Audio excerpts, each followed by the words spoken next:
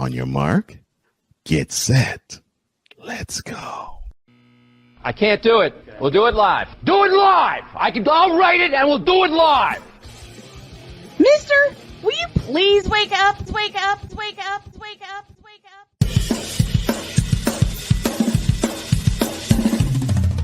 Good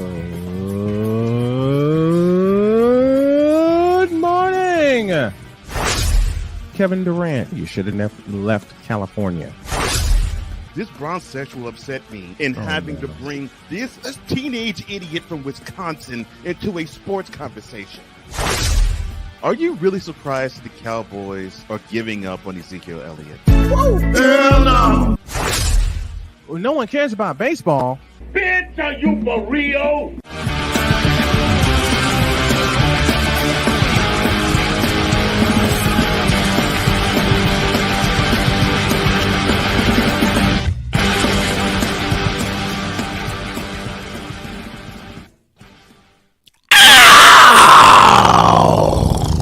It's time to rock and roll, baby. Good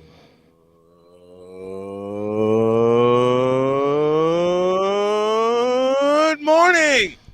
Welcome to the Taco Tuesday, Crazy Tuesday edition of Snowman in the Morning with Cole Johnson. Glad to have y'all with us.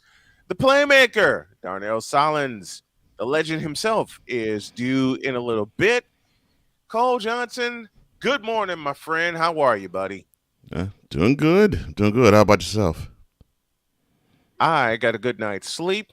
I got coffee brewing. My little dog Lucy is across from me. I think I overslept this morning, but Jody and I got going. And I'm awaiting a very important phone call. So if I suddenly dart out, a deal is imminent and should be completed this morning, and I will expose the details when the deal gets done. Speaking of deals, push the button because it's time.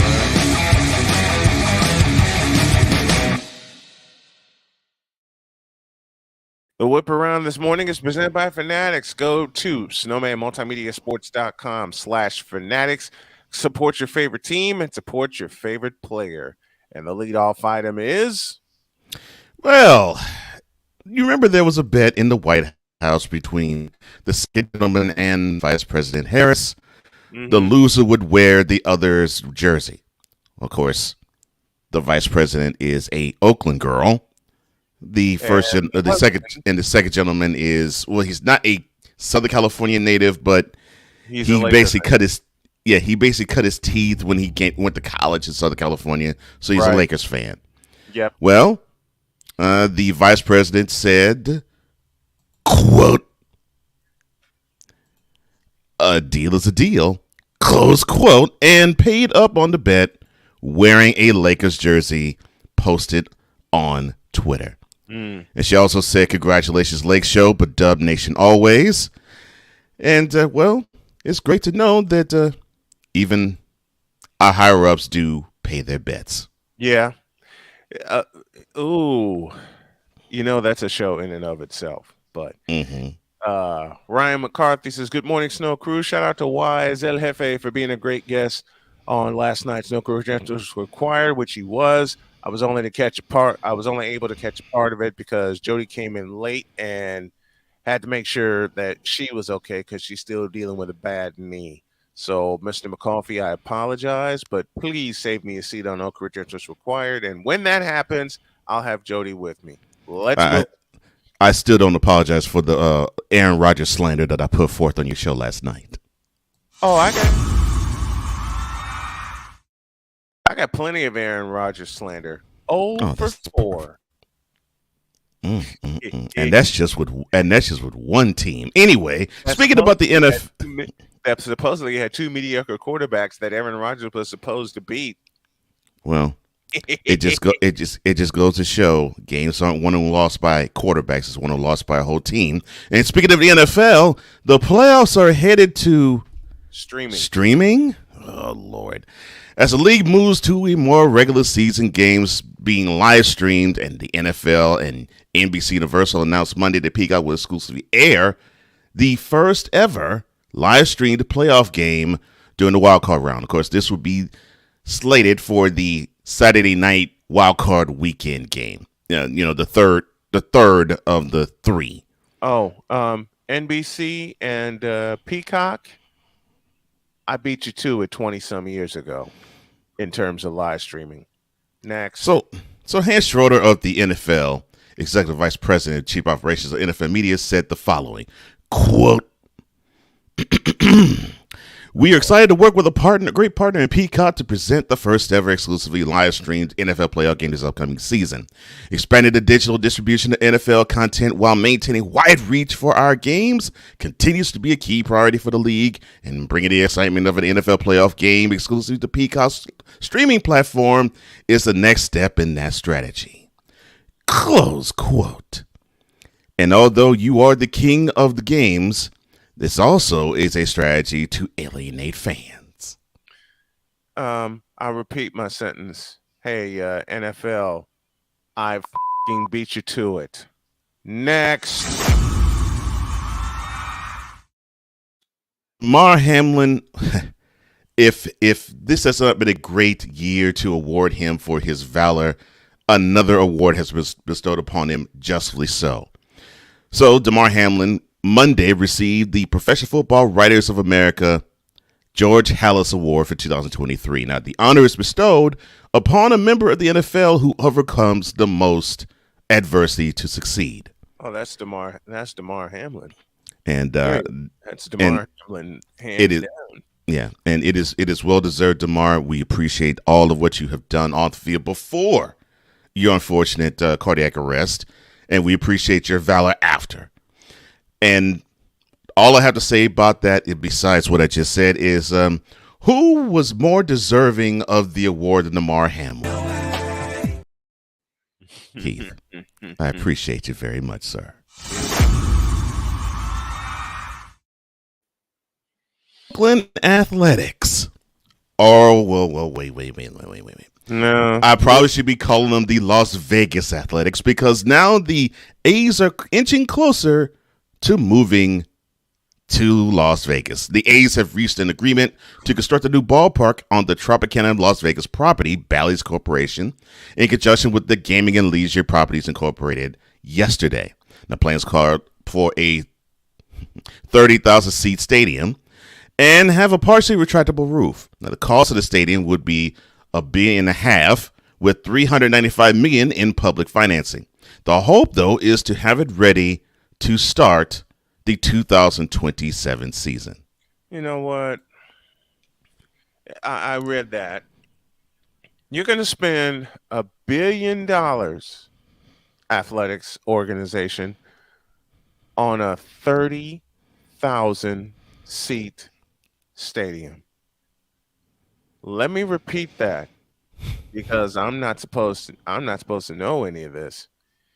You're going to spend $1 billion on a 30,000-seat stadium. Yes. The following is a public service announcement from Brian Snow. Dear Oakland A's, you are f***ing stupid. Next. That pretty much is what I was thinking. We got a chance to see not only a game, but a great Game 7. The Kraken and the Stars went at it, and it was scoreless for the almost the first two periods, when the Stars notched a goal late in the second period, and then one of the prettiest goals I think I've ever seen by Wyatt Johnson, who celebrated his birthday Sunday. Oh my gosh, the insurance goal that the Stars scored from Wyatt Johnson's stick, it was absolutely a thing of beauty. In the midst of skating, he actually got the puck on his stick and flipped it up. Yeah. And right behind, oh gosh, I'm blanking on the Kraken's goaltender's name. Grubauer, I think. Just went by his ear on the glove side and went to the top shelf, and that was one of the most beautiful goals I've ever seen. Period. But the Stars went on to win. Oh, sorry, not on my game.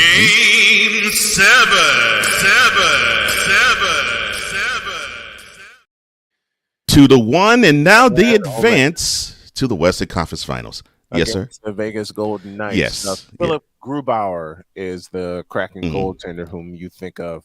Thank you. But don't think. And he had a great game too. He had a great game. Of course, it was the bet. He was. Oh my God, he was glove saving so many shots the Stars put on goal in the second period. It was ridiculous. Oh my gosh, 51 shots last night by Dallas, and Grubauer was equal to the task. Yes, he was. He was equal to the task. And So, I'm warning all hockey fans right now, myself included. Don't think this is the last you'll see of the Seattle Kraken. Oh heck no! If you get goaltending like that, you know you're gonna see more of them. Oh gosh, that was awesome. And Jordan Eberle. Oh, that was are awesome. the cornerstones of the Seattle Kraken going forward. Congrats to the Stars. They played a gutty Game 7. They did. Both teams. They did. The other net got Ottinger. Oh my gosh, yes. Ottinger was. Oh my God. Yeah. Listen, the Kraken had a chance all the way until the final horn. Yes. Could not the game. Dallas was equal to the task, and that's a series I couldn't predict either way because they were so evenly matched. Yeah, they were, and Game 7 proved that they were. They were so evenly matched. So congrats to the Stars. Yes. It's the Stars and the Vegas Golden Knights. That's the Western Conference Championship. And on the Whales, it is the Hurricanes and the Panthers, or the Eastern Conference, if you don't know what that means. Raleigh is going okay. That's the next game. Thursday, that is going to be where a face-off will be in Raleigh. I'm sorry, sir. Do we have any more in the whip around? Because we got one more in the whip around. Victor Wembanyama's best fits among 2023's NBA Draft Lottery teams. That now ends today's whip around.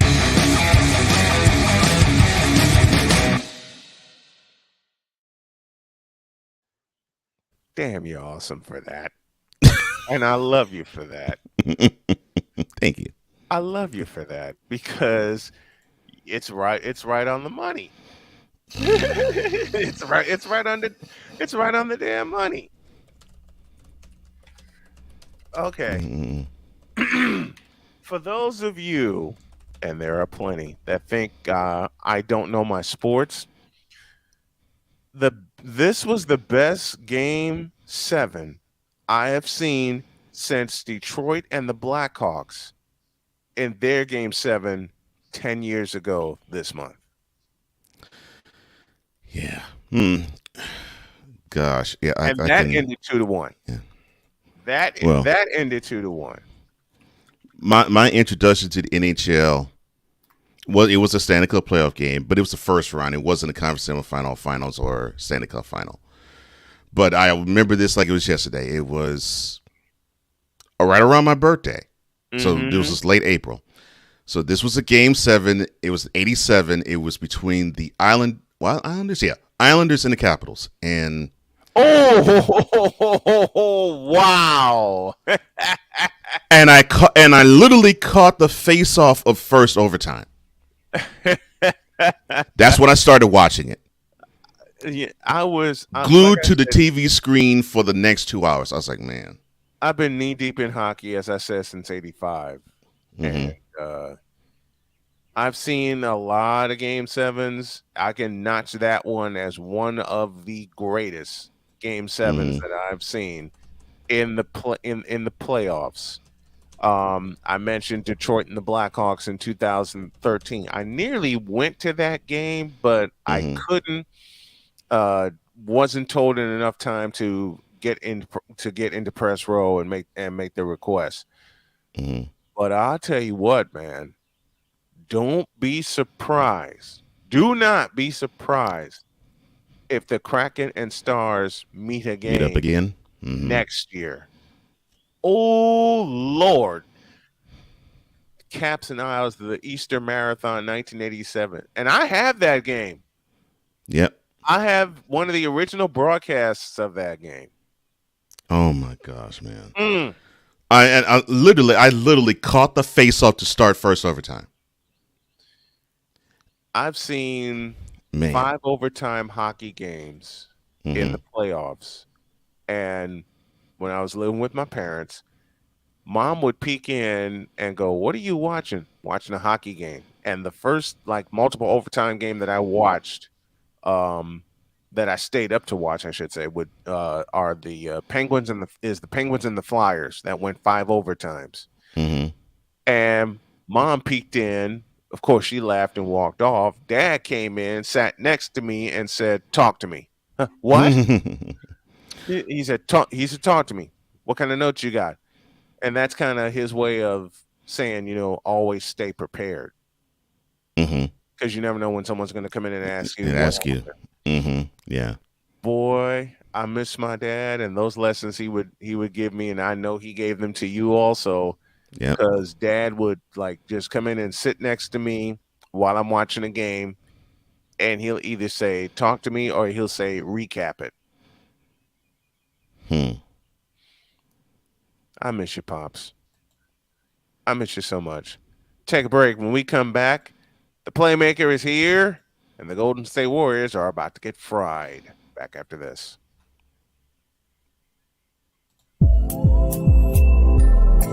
This is Snowman in the Morning.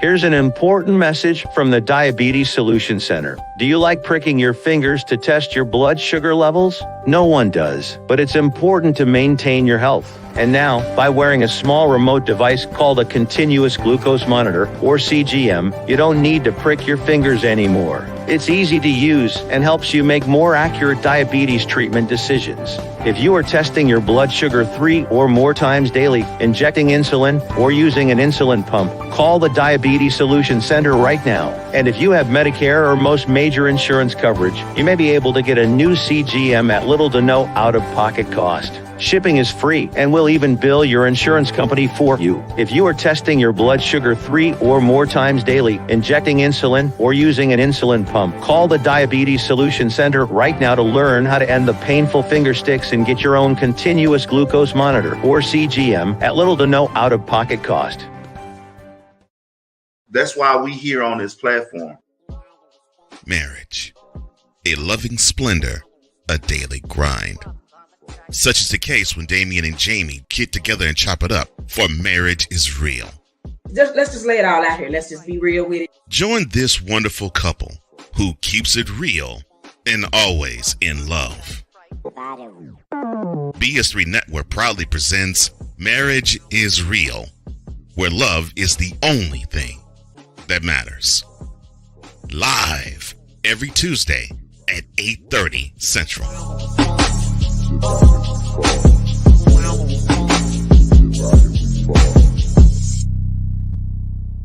Oh, and Jamie has something to say. Deuces and trays. SeatGeek is the ticketing app for fans like the High Five Strangers guy. Game-winning interception. First down. Just a nice, solid tackle. If you're in arm's length, you will be swapping skin with this extrovert. You see, he knows SeatGeek got him a great deal on tickets, so he can focus on what he does best, smacking palms. SeatGeek handles the tickets to sports, concerts, and more, so fans can fan. The original Think Drink is back. Level up with proven ingredients formulated to crush your competition. No gimmicks, no jitters, no messing around. Just high-potency results that keep you moving day or night. There's a new nerd in town, and we came to play. Nerd Focus, smarter than energy.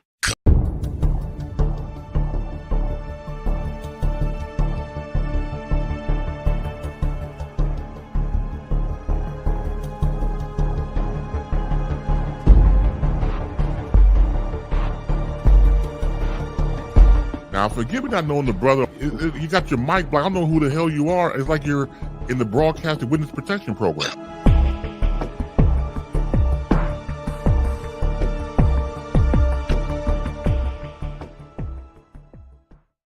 He's here and he's ready to cook. It's the playmaker, Donnell Sollins. Good morning, my man. Good morning. Now, before we get started, I have to ask, do y'all want the rest of the show to be flaming, or you just want the second hour to be flaming? Because a lot happened between my last visit. I'm just saying. I know. We know. We are very, very aware of that. We are very aware. So I will set the first one up for you right now. Before you do that, I have to give you something for what you did yesterday.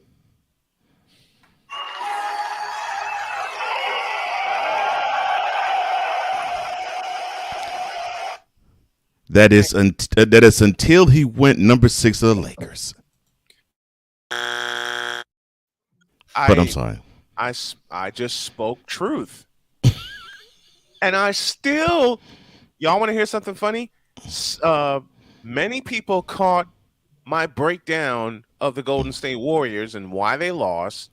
And the fact that I did not include number 6 in the proceedings, and they went nuts. Well, you didn't really have to. Can you say that again, please, for those of us in the cheap seats at the forum? He didn't have to include LeBron James. Yeah, LeBron James 39-9 in the closeout game. But he said Braun a few times. No, I said it exactly 7 times. Let me get this. Let me get this in for our new affiliate. Listen up, sports bettors. Your favorite sports book, BetUS.com, is back for our 29th year of NBA action, and the conference finals begin this week. With the industry's biggest sign-up bonus of up to 200%, BetUS offers members the opportunity to cash in on all your favorite sports, including NBA, UFC, and MLB. If you're looking for live in-game betting, incredible odds with daily odds, boosters, props, and parlays, we got them. How about fast payouts and exceptional one-to-one customer service? We got that too.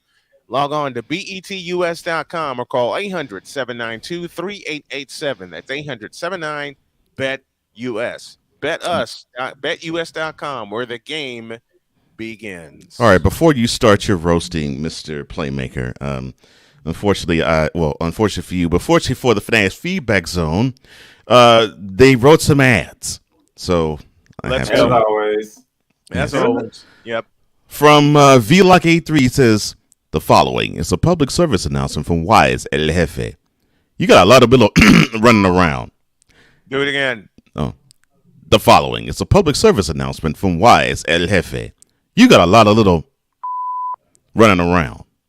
This has been a public service announcement from Wise El Jefe. Where is Wise anyway? I need him in the chat. Oh, Lord. And there is one from Sick. He says, this edition of the Whip Around is brought to you by Daddy Joe's Rawhide Belts. The belts for chapping that hide raw. Daddy Joe's Rawhide Belts. Salute to Gary, Indiana. Oh, where the heck did he get this stuff from? And New Yorican Bongos, the proud sponsor of Boston. Can we have Playmaker's public service announcement? Just oh my God. Can we just have that one that Cole almost died last week? Oh Lord. And nearly died this week again. Mm-hmm. Do it again, please. Yeah, I am. Here we go. The following is a public service announcement from Wise El Jefe. Boston. This has been a public service announcement from Wise El Jefe. I would say this. Why started it? Yes, he most certainly did. I took it to the next level because none of y'all expect me to say that last week. Well, I somewhat expected you to say it. I just didn't expect you to say it then, because the chat just kept reminding me that that's what Wise is saying, and I've been hearing it ever since, I don't know, March on Mentality. So I'm now prepared to hear it. But it's the way that he did it. It's the way he says it. Yeah. It's the way he says it. Because for those of you who caught last week's episode of Mentality, it's an episode I will replay tonight on Snowman Multimedia Sports Radio. Thank you. If I'm Ryan McCoffey and I endorse this message, we got to have Ryan record that. Oh Lord! Hey, and McCoffey, you need to record that and send it to us, because I'm getting a visual idea just for that. But if y'all caught last week's episode of Mentality, which is a fabulous show and it's growing, especially the numbers of the folks who are watching it. I appreciate that, Victor. And 57.5 minutes go by. No talk of Boston. No. None. No talk of Boston. No. Get to the 58-minute mark, and all of a sudden, when Cole says, all right, do you have anything to add before we go? And Wise took a deep breath, sat up, and he goes, get the button ready here. He goes, oh yeah, Boston. And Cole fell out of his chair laughing. And mind you, I've been laughing all throughout that show. Because Wise was on one and he's on one for this episode too. But he was on one the whole episode. Oh my gosh. Speaking of being on one, the first reason why Playmaker is here, to Steve Kerr, Bob and now Playmaker start the roasting. To Steve Kerr. No. We're gonna go in chronological order here. No, I want this one first. I want you to do this one first, please. This is a personal request from me. Because I got some choice things to say about Golden State too, but go ahead. I got a personal request from him. I got a press request from him on Sunday. Yeah. He mentions me Sunday out of nowhere. And I listen, people were applauding what I said yesterday. Y'all are really gonna applaud what Playmaker's gonna say. To Bob Myers and the rest of the Golden State organization. Oh, not from the top on down. Wow. Oh yeah. I forgot this yesterday. Have a seat, please.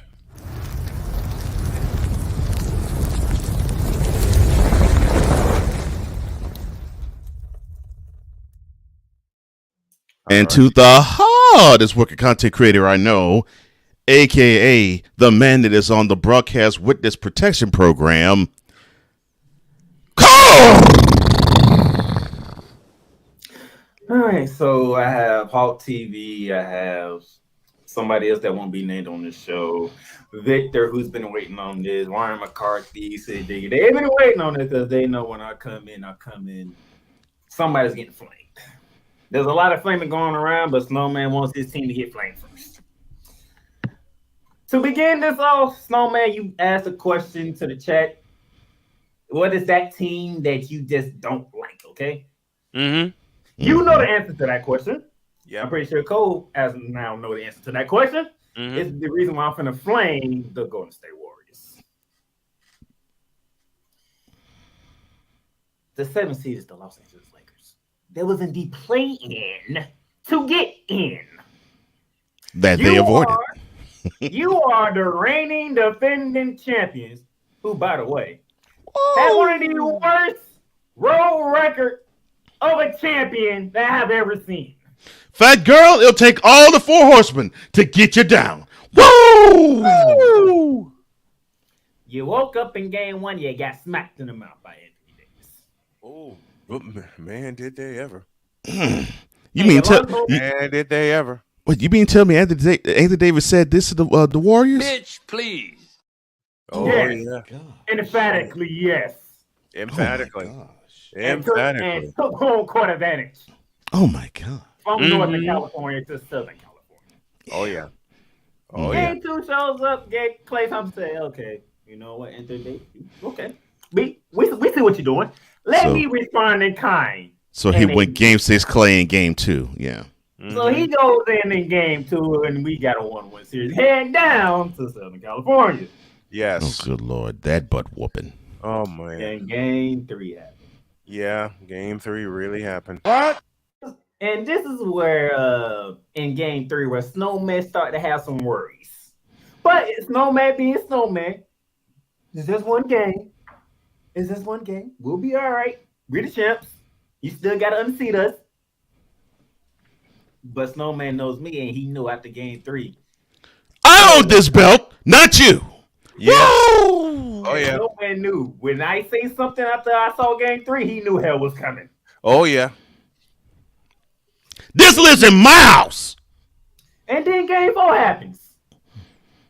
Bitch, are you for real? I'm here to tell you, game 4 was worse than game 3. And game 3 was the blowout one. Mm-hmm. Because in game 4, you had the damn league going to the 4th quarter. Big one. And then you got ran out the building in the 4th quarter. Yes, you're right. Mm-hmm. I don't remember asking you a thing. Hot TV, I need you to sit and listen. Okay? You having your moment. Sit in the corner, Hawk TV. You're in timeout. Oh, Lord. We expected game 5 to be what game 5 was. Yeah, we did. Because the champs weren't going to go out like some chumps. Not at home. That wasn't going to happen. Well, unlike another team that I don't know about the not want to go home like chumps part, but yeah, they. I'm saying not at home. Not at home. Right. Mm-hmm. Like another team, I'm gonna flame in a minute. Oh, get him! Get him! Oh no, I'm gonna have a chance to roast the Warriors too. But go ahead, sir. And then game 6. Game 6. Oh dear God! Game 6 was as bad as game 3. It was worse. Game 6. It was worse. This is coming from a Warrior insider. It was. I mean, for the lone exception of it was an elimination game. All right, Snowman, you was unfortunately able to join me the whole entire time last week. So right. Let me remind you when you said y'all was getting Andrew Wiggins back, right? What was my first question? What was my first question about that? Who's gonna show up? Didn't I say you do realize he was gone for like 2 months, right? Yes. Yeah. Would he get? Yeah. Would he be? Would he actually be up to game speed? Yes. And people was like, "Oh, he's good. He's like," I'm like, "It's 2 months. This was not gonna keep going." No. It was. It was the. I guess it was the allure of he looked rather decent in the King series. And you need to capitalize the word decent and to put a smile on Cole Johnson's face. You needed to put a question mark behind the word decent. Mm-hmm. 6 points in 28 minutes. That's all I get in game 6. 28 minutes, 6 points from Andrew Wiggins. It ain't the only poor performance. Oh, it's plenty to go. I know he's going to go from least to worst, the least to most bad performance, because I know I'm going to jump all the way in on a name when you get there, playmaker. So 6 points in 28 minutes, 2 for 8. That's even worse. I don't even care about the fact you only took 8 shots. 8 shots. 8 shots. 8. Lewis Black. 8, you fuckers. Oh Lord. 8 shots. Andrew Wiggins. 8 shots, really? That's for you, Cole. And that's for you, Victor. I gotta think you had 6 points, but you was putting up shots and it just wasn't dropping. You only took 8. You took 2 more shots than the total points you scored. That's a problem. Draymond Green, he went back to being Draymond Green. So. No, but I expect Draymond Green to do triple singles. That was not the problem for me. No. With Draymond Green. The problem that I had with Draymond Green is that he acted as though he forgot the championship pedigree that he built his career on, because in many different games in that series against the Lakers, he made a lot of uncharacteristic, poor decisions with the ball. Very uncanny. He did that. Let me capitalize on that, Cole Johnson and Playmaker. Not just in Game 6, throughout the course of this. That's what I'm saying. Not just Game 6, all throughout the series. I'm thinking of games 1 and 4 in particular, but all throughout the series, he made poor decisions with the ball. It was as if it was a rookie point guard. He was just making that many poor decisions with the ball. Mm-hmm. In the moment, because he basically cost the Warriors Game 1 with 3 turnovers back to back in the fourth period, and we're not going to talk about Game 4. So sound like somebody else gonna get flamed later on, but I'm not gonna be the one to flame him. I plan to do more of that this afternoon. And guess what? I decided I'm not gonna be the one to flame him. I'm gonna leave that to somebody else to flame him. I'll get to that later. Gary Payton. Okay, you came back down to earth. Okay. But hey, he at least showed he has some offensive chops. You don't expect him to have offense, so I don't even throw him in any flame. No, I said he came back down there. Right. Mm-hmm. Uppercut. Woo. DiVincenzo, 16 points off the bench. That's your next Andre Iguodala. That's the next major piece. Dante DiVincenzo. Not bad. In fact, to me, that's the only bright spot outside of Curry. Mm-hmm. And all right. Now, before I get to the other couple of names I wanted to, I'm just gonna let y'all know this. Besides Steph Curry and DiVincenzo, they're the only two that scored in double figures. Yeah, that is correct. That's awful. And that is unlike the Warriors. Awful. Go ahead, sir. Very unlike them. And they love sharing the ball. Right. And they didn't. So now I have a couple of names to go after. I thought so. DiVincenzo, national champion at Villanova. Yes. This one, it kind of hurts because I actually like this guy. I really like him. I like him too. But Klay Thompson. I like him too. I love 3 of 19. 3 for 19. What was he? 2 for 10? 2 for 12 from 3. 2 for 12 from 3. He thought the next one's gonna fall, and the next one never did. And the problem is there was air balls. 3 times. 3 times. Air balls. 3 times. So I guess the jumper was dry. Since it caught a lot of air. Yeah. Very dry. Very, very, very dry. You know how bad it is. You know how bad it is. It's when Brian Windhorst can go and get up in first take and say that shots that Klay Thompson took were terrible shots. Was he lying? Hell no, he wasn't lying. That's the point. Was he lying? No, he wasn't lying. Them shots are horrible. I'll say it for you, gentlemen. Find the lie. In fact, I'll do it this way. Bishop, was he lying? Hell no. To the no, no, no. Hell to the no. Hell to the no. To the no, no, no. Listen. Hell no, he wasn't lying. We're talking about one of the most respected sideline reporters in the game, in Brian Windhorst, and he's saying a Splash Brother was taking terrible shots. A Splash Brother. Yeah. Well, let's be honest. Curry at times takes some bad shots too, but not as much. Not like what Klay. Not what Klay put forth in Game 6. I agree. Not like what Klay put forth in Game 6 in terms of horrible shots. They were horrible shots. And he rarely makes those types of bad decisions with shot making. So yes, I agree with you. Let me couple something that Playmaker. said. Read this comment, please. Oh my gosh. Let me couple something that Playmaker said. Bye, bye, Miss American Pie. Drove my Chevy to the jumper, but the jumper was dry.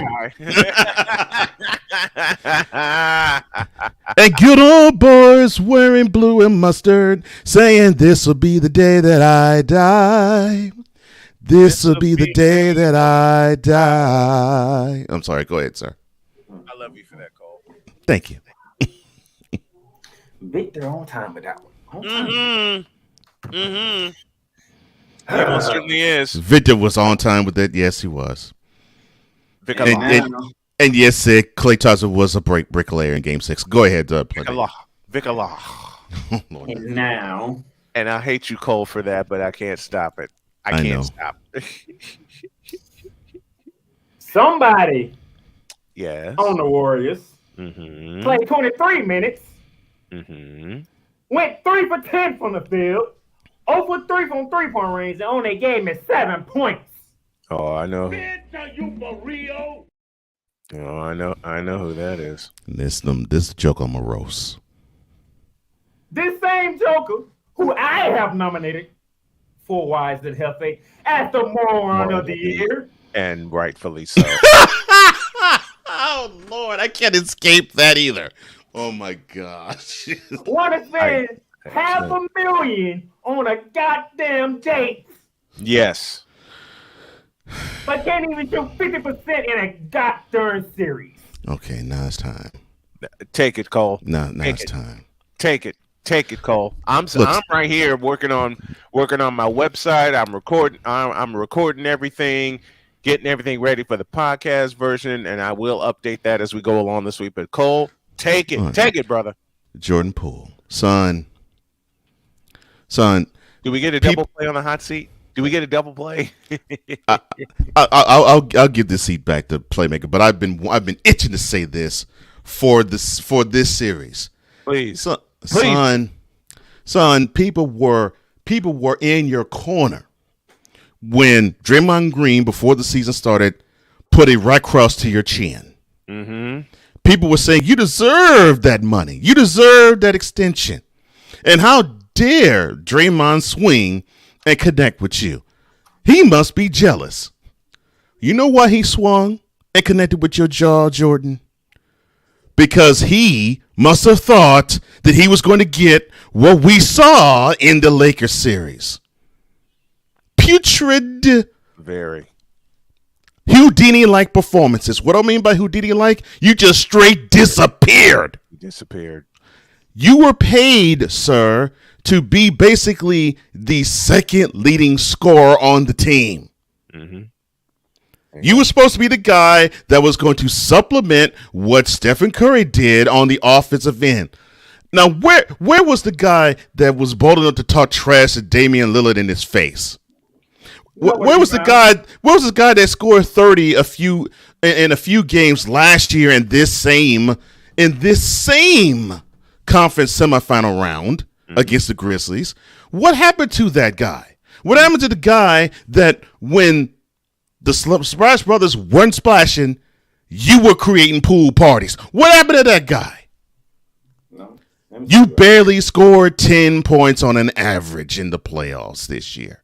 Unacceptable. No, say that again, because I want Jordan Poole. Look at Snowman's face. You scored 11 points in the playoffs. You barely scored double digits. Unacceptable. And you 20 in the regular season. And you were supposed to be the guy that when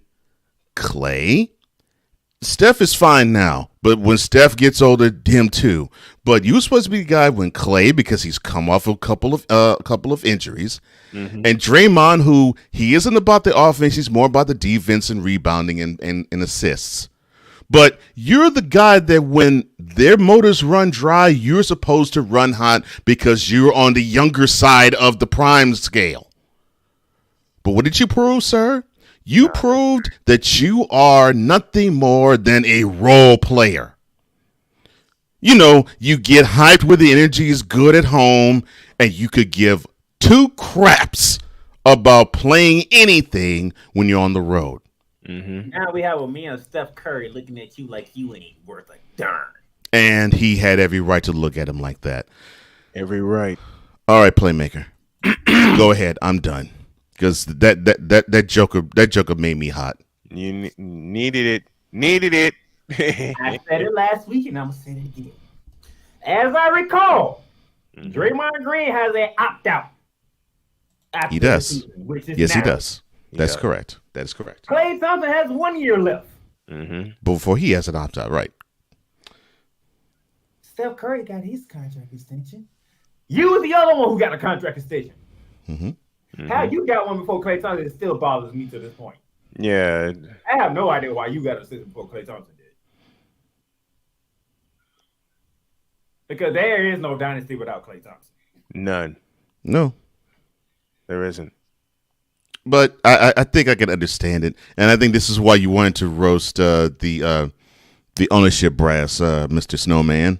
Mm-hmm.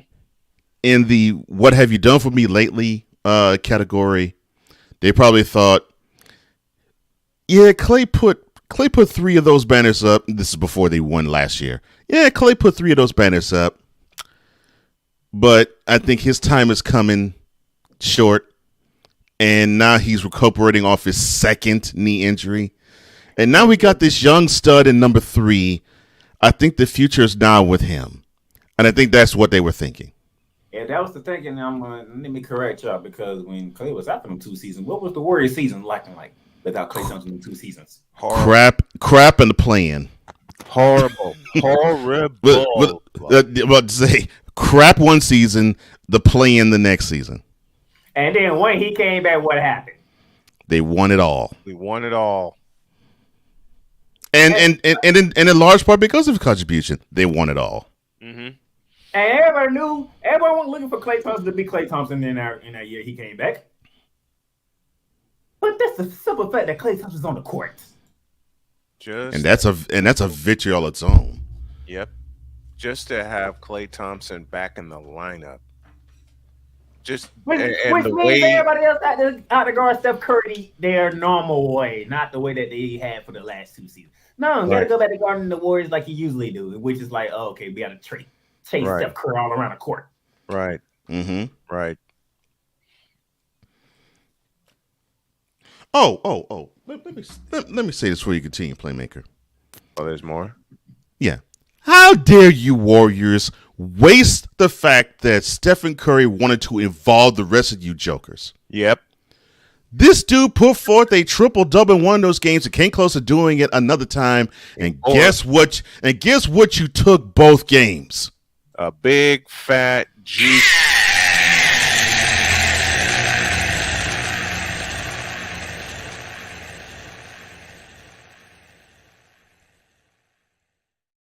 I don't want to do this. Say it again. Let me say it again. But guess what? Y'all lost to the team I can't stand no more. Which is the Lakers. Same. Screw them. Can we? So let Snowman get here because I got one final thing to do with the Warriors and I'm done with y'all. Go for it. All right. Shoot, man. Unfortunately, Snowman, this must be done. It ain't unfortunate. It ain't unfortunate. It's got to be done. The 21 salute for the Golden State Warriors must take place right now. It must. It must. I did it on my afternoon show yesterday, and okay. Do it, Cole. Ready? Aim. Pull. Trash. Now the Warriors are out the way. Let me stay in the West because I need since we flaming, ain't no better place to flame stuff than in the desert itself. Oh!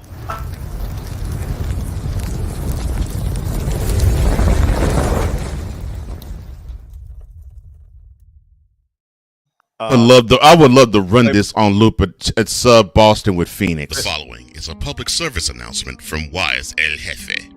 Boston. This has been a public service announcement from Wise El Jefe. Hey, Playmaker, can I take the first leg of this one, please? Go right ahead. Now, this is for Cole Johnson, Phoenix, and Kevin Durant. As was said in the opening, you should have never left Northern California. Phoenix, y'all are some fucking stupid fools. Traded their whole bench for him. They traded the whole bench for Kevin Johnson. Kevin Durant. You wish they would have had Kevin Johnson. But I hate to say this. Take that back. No, I don't. But you didn't get much from Kevin Durant. because first and foremost, he didn't stay healthy. Secondly, he didn't do much in the playoffs, except average 28 per game. Yeah, and he just wasn't like bad. He just was. He just wasn't Kevin Durant. Right. He was just. He just wasn't K. He just wasn't KD. He was Kevin Mm. Durant, Right. but he just wasn't KD. Yeah. Like he was in Northern California. Now we get to Chris Paul. Oh, my leg. Oh, my leg. Oh, my. I'm sorry. My bad. Let's do that again. We get to Chris Paul. Oh, my leg. Oh, my leg. Oh, my leg. Oh, my leg. When Chris Paul finally reached the NBA Finals and unfortunately got socked in the mouth by the Milwaukee Bucks. No. We gonna call the name. We gonna call Drew Holiday. When he got socked in the mouth by Drew Holiday and the Milwaukee Bucks, everybody except us expected CP3 to return to the finals. Problem? He never did. Bigger problem? He never will. For the simplest of reasons. Part one, he can't stay healthy. Oh, my leg, oh, my leg, oh, my leg, oh, my leg. Part two, you want to talk about terrible decisions, Phoenix? There's one right there. And three, Chris Paul ain't Chris Paul anymore. Matter of fact, he hasn't been Chris Paul since he left the Clippers. Not the Crippers. And then there is the very curious case, curious being the operative word, of one DeAndre Ayton. And now this is where I come in. Take it. Phoenix. One time we'll get on you, then we'll move on. But when it happens twice, it's a problem. Big one. Last year you got your whooped in Game 7 by the Dallas Mavericks. Wait. Hold on a minute. Let's do this correctly. The Phoenix Suns last year, if many of us remember, got their ass kicked in a Game 7.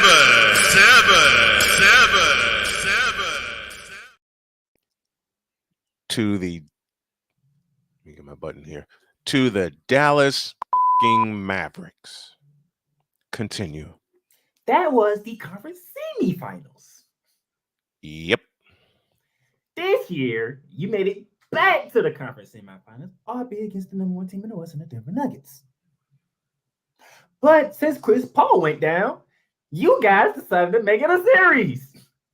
Kind of reminds y'all of 2018 against Golden State, perhaps?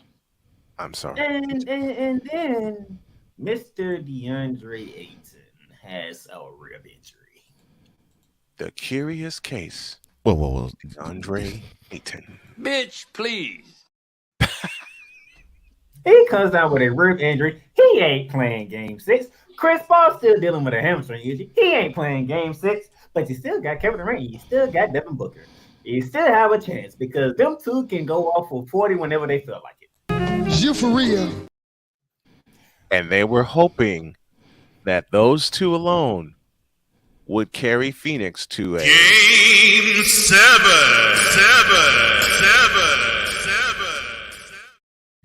Since that would be like 110 points they would have to average per game as a team, that means probably the other 6 in the rotation would have to come up with 30 points. And you mean to tell me that each guy cannot score 5 points apiece? Mr. Cole Johnson, what's the most points Kobe scored in a game? 81. So you say that again? 81. That's how many points they ever had at halftime. That's correct. And led by 30. 30. And this is the second consecutive game, an elimination game on Footprint Center, where the Suns went into halftime trailing by 30. 13. They scored 81 in 24 minutes. Yep. The Nuggets just had their way with them. And the real MVP, Nikola Jokic, to borrow from my buddy Cole Johnson and my other buddy Wise El Jefe, the real MVP, Nikola Jokic, went completely and utterly off. No. Kevin Durant had 23 points. 8 for 19 from the field. He need this is what Snowman is about. Snowman might go off when I say this.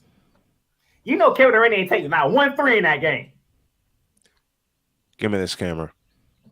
Give me this camera. Oh, Lord. Not one 3-point field goal attempt, Kevin Durant. Phoenix thought you were the saving grace and the final piece that would get them to the finals. You didn't come up short, but in Game 6, you were not yourself. Back to playmaker. Not one single 3 taken Not by one. Kevin Durant. I don't care about that because really the league takes too many threes anyway. Well, we know that, but this is Kevin But Durant. we're talking about Kevin Durant. I agreed, but but seriously, that doesn't really bother me. It doesn't bother me that he didn't take a 3. It bothered me he didn't post up. Now that bothers me. It bothered. Matter of fact, briefly. Give me this camera. It bothered the hell out of me that a 7-foot superstar and Kevin Durant, who had mouse in the house the entire first half of Game 6, and the Suns never took advantage of it. Now that bothers me. No, you want to know something that really bothers me? That really bothers me here, and I'm glad Sid Diggy put that in the comment because that guy that you just named, that guy there. Oh, hold on, Devin Booker. Oh, Negro, where is you? Devin Booker. Game 7 last year in the conference semifinals. Game 6 of this year's conference semifinals. And he disappeared both times. Every time Chumps kept saying that you were the best playoff player. Yeah, right. And then you come to these elimination games, and I can't even see you come smaller than mini-me. You just simply disappear off the face of the earth. Mm-hmm. And you want to know why the Suns are the way they are? My friend, look in the mirror. You, sir, are the reason why the Suns have been colossal failures in the playoffs for 3 consecutive seasons. You don't believe me? Go back, Game 5 of the NBA Finals 2021. You had a moment to be great, and you in the biggest of moments. And I believe that was in Arizona, wasn't it? Game 5? It was. Yes, it was. I believe that was in Arizona. You had a moment to be great, and you choked it away. And you did it 10 months later, because that was in July of 2021. You did it 10 months later, last Mother's Day, and you did it this past week. You, sir, are the reason why not Durant, not Williams, not Ayton, not even a depleted bench or gone bench, although I fault the Suns organization for that. Mm-hmm. No, you, Devin Booker, are at fault for why the Suns are horrible in the playoffs. Get that straight. And you, sir, are not the upcoming next Black Mamba. Because you know what he would do? He would see this. He would go in the gym religiously. He'd come back and he'd be far better than he was. But you have been stuck in neutral for the last 3 years. 1997. Take this camera back, Playmaker. So you telling me you can go off from 40 multiple times, but when it all's on the line, when everything's there, if you get your 10, you're lucky. 12 points. 12 points. Knowing you needed to win. 12 points. 4 for 13 from the field. And now Monty Williams got fired. Yep. Didn't need to. Nope. He sure didn't. Oh, Lord. Yes, Devin Booker. It is you. It's always been you. It always will be you. Forever and ever. Amen. And that's how I'm going to end this. And we're going to end it like this. You ready, Cole? Mm-hmm. Being honest, you get the 21 salutes. Ready? And pull, Trash. And then let's go to hour number 2 because I'm finna roast the East next. All right. Well, the roasting continues as hour number 2 starts now. Time for hour 2 of this spectacular. Ryan McCoffey now joins us this morning. That's what you need to do to beat Josh Allen. You need to make him uncomfortable. Hour 2, time for some Spivey notes. And here's Jay. Well, I know he's only in his 3rd year, but they're just wasting Justin Herbert. Hour 2, the hardest working content creator I know, the Playmaker. Hey, LeBron James, the greatest scorer of all time. Hey. Hour 2, the one, the only Christopher Dietz. They rewarded Ohio State for not playing, and they punished USC for playing. Hour 2, Sam Shady. Oh, man. It's been a roller coaster ride if you were a Philadelphia Stars fan. Hour 2, that's Big Ben, the man in charge of the BS3 network. And if I see Kurt 2 Chainz Cousins out. Hour 2, Chris Bay's joining us. Oh my God! Oh, this game! Oh, way to go, Sammy! Hour 2, YSL. Oh man, I thought I missed it. What in the all types of blue hell? Time for hour 2 of this spectacular, and it starts right now.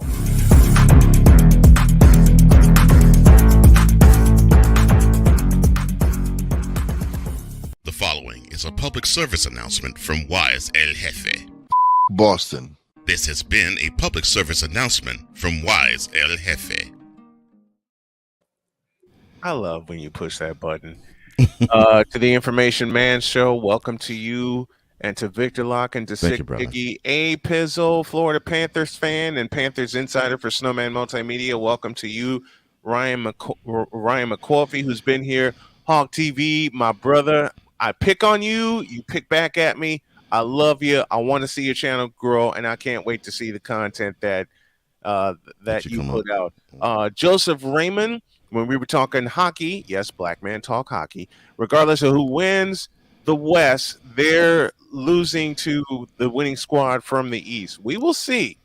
We will see. But a welcome to Joseph Raymond. Hey, Joseph, where are you talking? Where are you talking to us from, so we can shout you out properly? And I believe that's everyone that has been in the chat with us this morning. The feedback zone is presented by Fanatics. Join Fanatics. Go to snowmanmultimediasports.com/fanatics. Check out the deals there. They will be updated today. Support your favorite team and support your favorite player. And hour 2 of this program is brought to you by BetUs.com. Listen up, sports bettors. Your favorite sports book, BetUs.com, is back for our 29th year of NFL action. Live in-game betting, incredible odds with daily odds, boosters, props, and parlays. Fast payouts and exceptional one-to-one customer service. We got it all. Log on to BETUS.com or call 800-792-3887. That's 800-79-BET-US. BetUs.com, where the game begins. Whew. All right, Playmaker. It's all yours.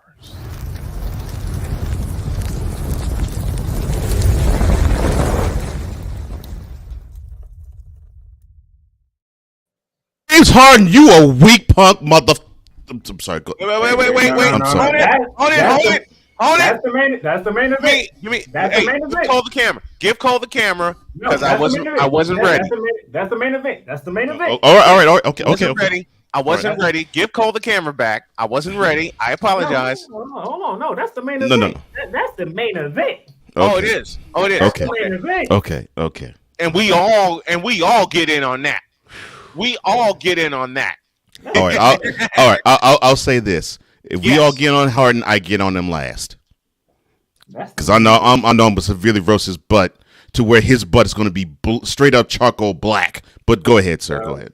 I wanted a shot at it. No. I said all of us get a shot. I just get a shot at him last. Oh, you get the last one. Yes. No, remember earlier I said there's somebody else that's gonna get flamed, but I'm not gonna be the one to do it. Yes, I remember. That's who I was talking about. Okay. Because I knew who was going to flame. I know who wanted to flame him. So I. Okay. I get a freebie today. Sweet. I can't wait. Go on, Playmaker. Now, Wise, I apologize for this, but this must be done.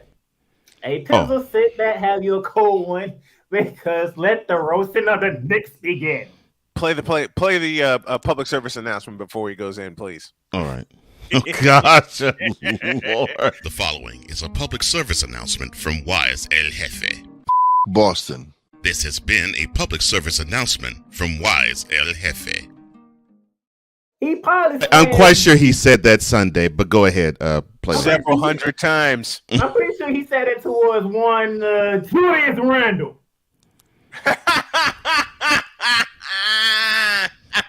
Look, Stephen A. Smith is calling for him to be traded. I'm like, why are you on air saying this, sir? Wow. As I recall, this was supposed to be your team, correct? Well, it no longer is. How does that happen in one season? And I told Wise, I said, for this to really work the way it's supposed to be, Randall needs to take the bull by the horns and be the guy. Because it would make Jalen Brunson's contribution even bigger and more dangerous.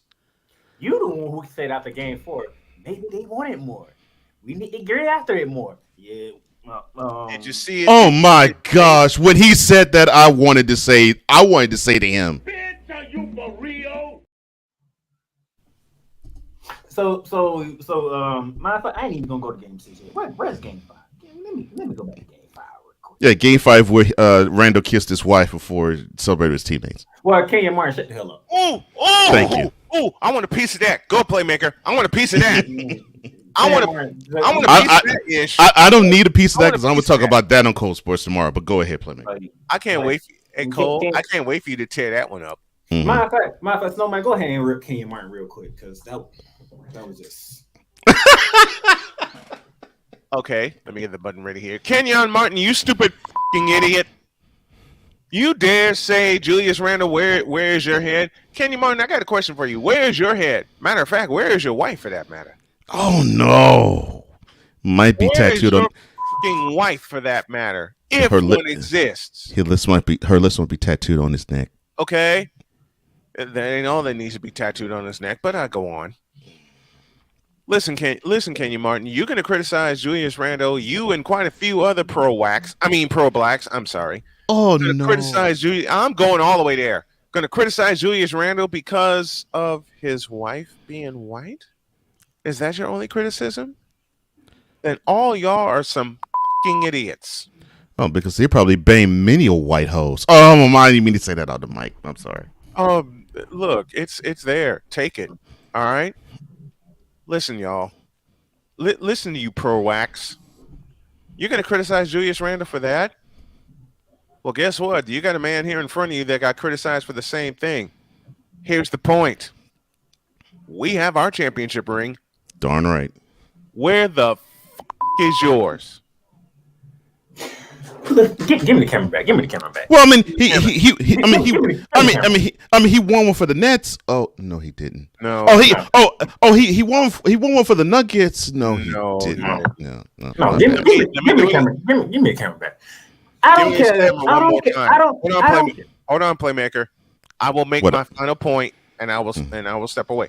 Listen, Kenyon Martin and the rest of that crew that give me this button that hosts a bullshit podcast, one of which I'm going to blow away this afternoon. Julius Randle has his championship ring. I have my championship ring. And thank you to the beautiful Jody K. Where the is yours. Take it, Playmaker. Playmaker, all yours. Look here. I don't care if it's white, black, Asian. I don't give a crap. That's his wife. Thank you. Say that again. The job was done. They won Game 5. They needed Game 5. And got it. Y'all want to look at him kissing his wife. Yo, you freaking kidding me right now?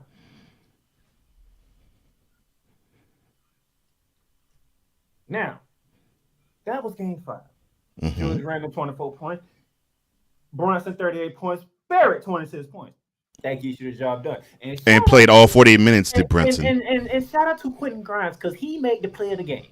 Mm-hmm. He just got injured on the play, got up, and still throw the ball from Jimmy Butler. Yep. That was Game 5. That was Game 5.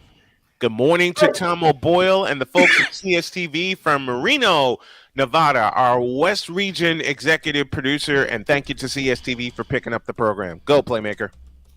And you know what made me smile? Watching First Take. You know why? Because Stephen A. Smith ahead of Game 6 looks like he had a sad look on his face. And he said these were the exact words. And they were. Nicole.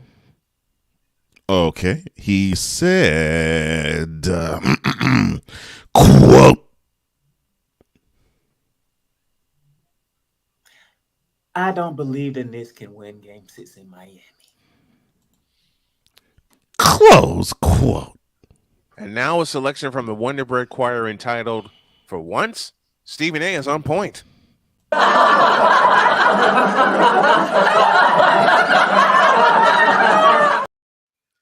Backup selection from the Wonder Bread Choir entitled, The Knicks Were Toasted.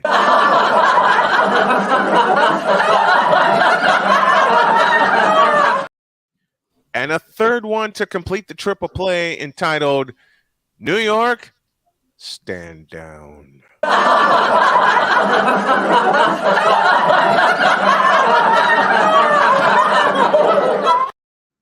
Now, Playmaker.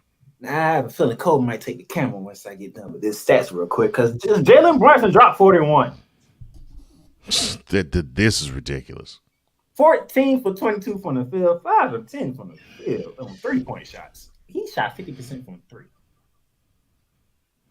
RJ Barrett, 11. 1 for 10, 0 for 3. RJ who? Josh Hart, 11 points, 5 for 10 from the field, 1 for 4 from 3. And he came off the bench on this one. I expect that from Josh Hart. Julius Randle, 15 points, 11 boards. Not that. 3 Now that's. for 14 from the field, 1 from 7 from 3. Now that is underwhelming. And 1 for 7 for 3 is inexcusable. He shouldn't shoot that many threes. But guess what? Your counterpart, Bam Adebayo. Oh yeah, he came to play that series. 23.9 rebounds, even though he shot 9 for 20. He came to play that series. But Julius, you're the man of New York. But Bam was out dominating you. Maybe, I guess he was right. He did want it more. James Butler only scored 24 points. He only went 7 for 22 from the field. He didn't even hit a 3. Here's what's the most disappointing part about Game 6. This stat right here. Jalen Brunson gave you 14 buckets. The rest of the team combined gave you 13. That's all you need to know about how pathetic the Knicks were in Game 6. Brunson scored more buckets than the rest of his team combined. Horrible. You know it's bad because everybody knows Stephen A. Smith loves Miami. But it's bad when he has to. He didn't love it this time, though. He didn't love it this time. You know it's bad. You know it's bad when he has to look in the camera on the TV with a sad puppy look and say, "Yep, I don't think that this can win Miami." And he was correct. For once, And he was correct. Wait a minute. Cole, Mm-hmm. you're going to love me for this. Give me this camera. For once, Stephen A. told the truth about his beloved Knicks. Back to Playmaker. And what's up, Ben? BS3 in the house with us this morning. David Congratulations to the Stars, baby. Hey, congrats to the Stars on a fantastic series. It's like I said, I said it earlier, and forgive me, Playmaker. Give me these couple seconds. The Kraken and the Stars will meet in the playoffs next year, and do not be surprised that it won't be for the Western Conference title. Take the camera. Snowman, I got to make a correction. Yes. He was right. Stephen A. was right on 2 occasions. Okay, what was the other occasion? He says when Julius Randle messes up, it messes the whole team up. He's correct. He's right. And it's unfortunate because it wipes out how much of an impact Jalen Brunson has on the team. Wipes it completely out. Way out. That's why Stephen A. won Julius Randle trade. Yeah. If you want to know the real reason why he said it, is because of that. Oh, I understood it. Yep. No, I understood why he said it. I'm just saying he didn't have to say it on air. Why do you think I love Stephen A. Smith so much? Because he's going to say it on air. Oh, so will we. We'll say it loud. We'll say it loud and proud because unlike other sport, give me this doggone camera. Unlike other sports talk hosts, we tell the truth and integrate it with Cole. What's that 5-letter cuss word we use all the time? Truth. Facts. That's it. That's the cuss word I'm looking for. Oh, okay. Because unlike other sports talk hosts that people love watching and getting in their heads about their team, about their favorite player, and tomorrow I'm going to blow that to shreds. Cole Johnson, one more time. What's that 5-letter cuss word that we use all the time? Oh, facts. Back to Playmaker. Now, Tom Thibodeau. Oh, you ain't getting out of this one. Eric Spoelstra, I'll coach Joe Dumb behind. Again. All series long. Again. Anybody remember 2011? Mm-hmm. No, your Knicks shot 28.6% from three-point From range three. in Game 6. Now I'm looking at the box score here. I'm seeing the name on here, and I know the name very well because he's a 3-point shooter. He was that in Orlando. Mm-hmm. Does Evan Fournier mean anything to you? I hope it does. I would think so. We ain't seen Evan Fournier since the first half of the regular season. I guess he didn't make the rotation. Nope. But your Knicks couldn't even make a 3. To save their life. Exactly. Unless it was Jalen Brunson. The entire series. Unless it was Jalen Brunson, they couldn't make a free 3 to save their lives. Mm-hmm. But you have a guy on your bench who is known for shooting 3s. You did say Eric Spoelstra coached him, right? Yep. Yes, he did. No, All throughout the series. Yes, sir. He shot 26% from 3, but if I'm looking at it, back in Robinson played, he's a 3-point shooter. Matt Strus played. Oh no! Oh no! Wise, I'm so sorry, Wise, but Ben has a point. Breaking news: the Knicks aren't back. Let me make Cole laugh even more. Ice cold. Saying, you can't make this up. I'm looking for it. I can't find a lie. Yeah, unfortunately, the Knicks ain't back. Go ahead. How do you put it, Cole? No lie to be found. Can't be found. No lie can't be found. No lie to be found. I'm sorry, Playmaker. Go ahead. At least Eric Spoelstra played his players that he was going to need. Effective 10-man rotation. Yeah, and they played their roles exactly. And the funny thing is, not only Eric Fournier, unlike there's another person LBJ, we haven't seen. And unlike LBJ, they knew their roles and shut their mouths. Oh, did I say that aloud? Mercy, Lord have.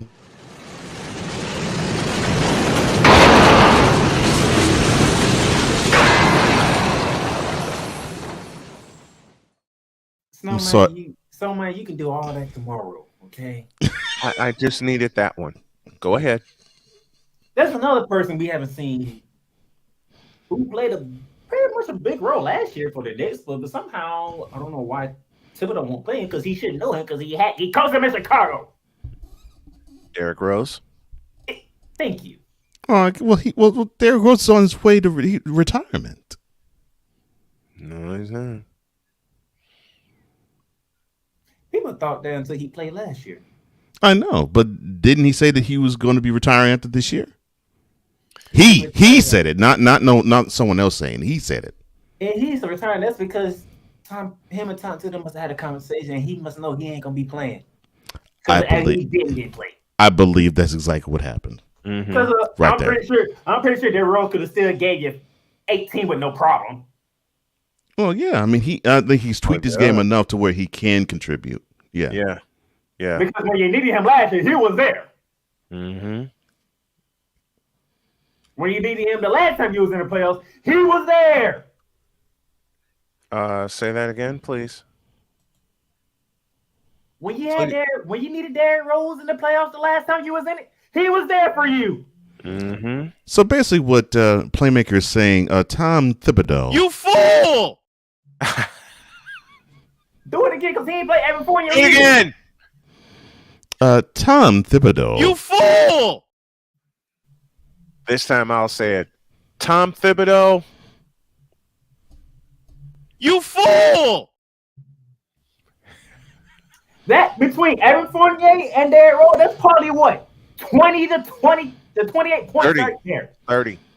That's 30. The Knicks win the series. Easy. Walking away.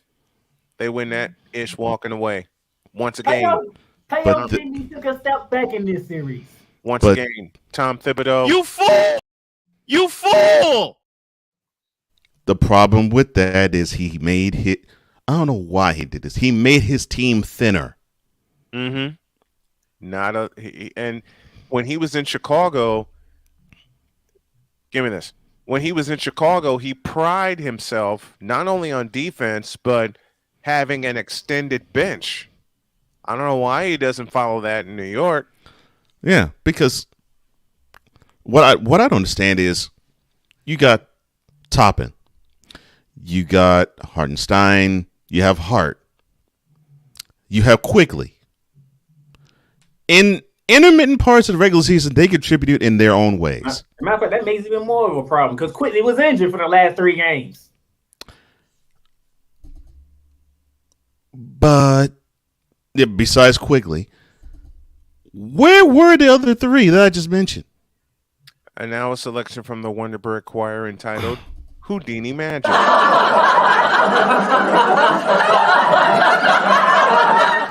Oh, I can answer that for you. Obi Toppin, 12 minutes. Hartenstein, 18 minutes. Mm-hmm. McBride, 3 minutes. See? What did you say? And that's another name I didn't name. I mean, that's exactly what I'm talking about. He purposely made his doggone team thin. He had to rely on 6 or 7 guys to pull the wagon, which if those 6 or 7 guys are strong enough to do it, fine. But you didn't play your regular season that way. Mm-hmm. So if you didn't play your regular season that way, why all of a sudden you're going to change up philosophy deep in the playoffs? That doesn't make sense to me. And for a veteran coach, a veteran head coach, that totally does not make sense to me. I'm sorry, it doesn't. So we're going to end it like this. New York Knicks, you get the 21 salute. Please. Rank and trash. And guys, I think we should take a break before we get to the main event. So I will say it for you. I will close this out for you before we go to break. New York Knicks, get the hell out of here and get off the seat. You big dummies.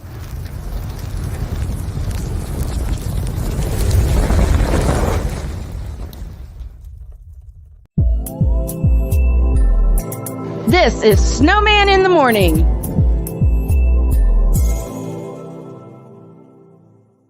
Here's an important message from the Diabetes Solution Center. Do you like pricking your fingers to test your blood sugar levels? No one does, but it's important to maintain your health. And now, by wearing a small remote device called a continuous glucose monitor, or CGM, you don't need to prick your fingers anymore. It's easy to use and helps you make more accurate diabetes treatment decisions. If you are testing your blood sugar 3 or more times daily, injecting insulin, or using an insulin pump, call the Diabetes Solution Center right now. And if you have Medicare or most major insurance coverage, you may be able to get a new CGM at little to no out-of-pocket cost. Shipping is free, and we'll even bill your insurance company for you. If you are testing your blood sugar 3 or more times daily, injecting insulin, or using an insulin pump, call the Diabetes Solution Center right now to learn how to end the painful finger sticks and get your own continuous glucose monitor, or CGM, at little to no out-of-pocket cost. That's why we here on this platform.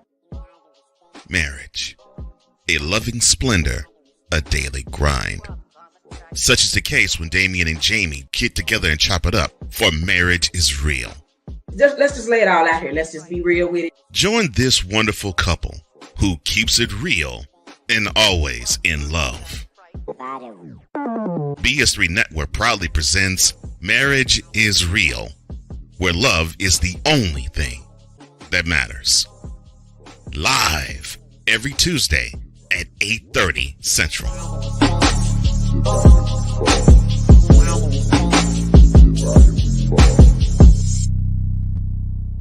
Oh, and Jamie has something to say. Deuces and trays. SeatGeek is the ticketing app for fans like the High Five Strangers guy. Game-winning interception. First down. Just a nice, solid tackle. If you're in arm's length, you will be swapping skin with this extrovert. You see, he knows SeatGeek got him a great deal on tickets, so he can focus on what he does best, smacking palms. SeatGeek handles the tickets to sports, concerts, and more, so fans can fan. The original Think Drink is back. Level up with proven ingredients formulated to crush your competition. No gimmicks, no jitters, no messing around. Just high-potency results that keep you moving day or night. There's a new nerd in town, and we came to play. Nerd Focus, smarter than energy.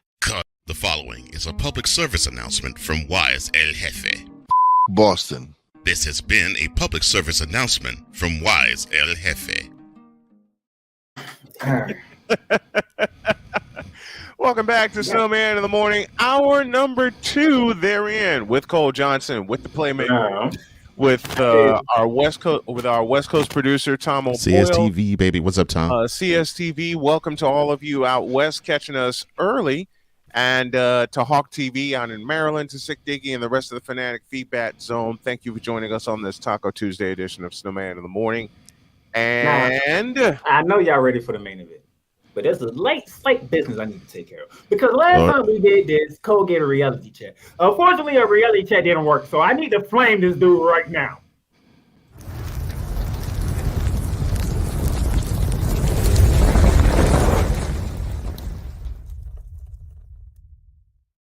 Cool. John Morant, get him. See, Cole, so when you took your butt to Denver, you did something idiotic. You got suspended for 8 games, and you went to freaking therapy. It didn't work. Bitch, please. And apparently not. Because this dude here did it again. Bitch, are you for real? And again and again and again. Now we gotta sit here and have to wait and listen for Adam Sandler to give you a punishment. And some people say it should be 25. No, it should be a year long. They want to make an example out of you because you ain't thinking. You for real? You big dummy. You just got suspended 8 games for it. And the crazy thing about there's no TMZ to link it out. It's on your freaking Instagram page both times. You big dummy. Well, actually, the second one was on his boy's Instagram page. Okay, it's on his boy. Still, it's on Instagram. But it's on Instagram. You big dummy. And from what people say, from what other players say, you one of the most intelligent players in the league. Yes. One of the five. One of the 5 most talented players in the league. Yeah. Where's your intelligence at? Where is it? Because you sure ain't using it. Man. Spit that hot fire, bro. Y'all can call Stephen A. come, but Stephen A. was actually going off on him. Rightfully so. Because it don't make no sense. If your fellow compadres are trying to tell the world you is smart, but you doing this, you fool! What the world supposed to think of you is? You are highly intelligent, but yet you doing stupid stuff. You fool!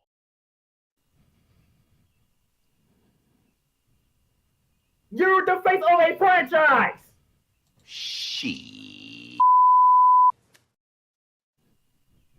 Wait, Memphis ain't waste no time. Soon as they seen it, you suspended from all team activities. Damn. I'm sure you didn't say. English, do you speak it? You need somebody needs to get in your head or something. I think he probably needs to hear. You're fired. Because how most people think right now, you might be on your way out the league, along with Dylan Brooks. Yep. Gilbert Arenas 2.0, baby. Once again, you're fired.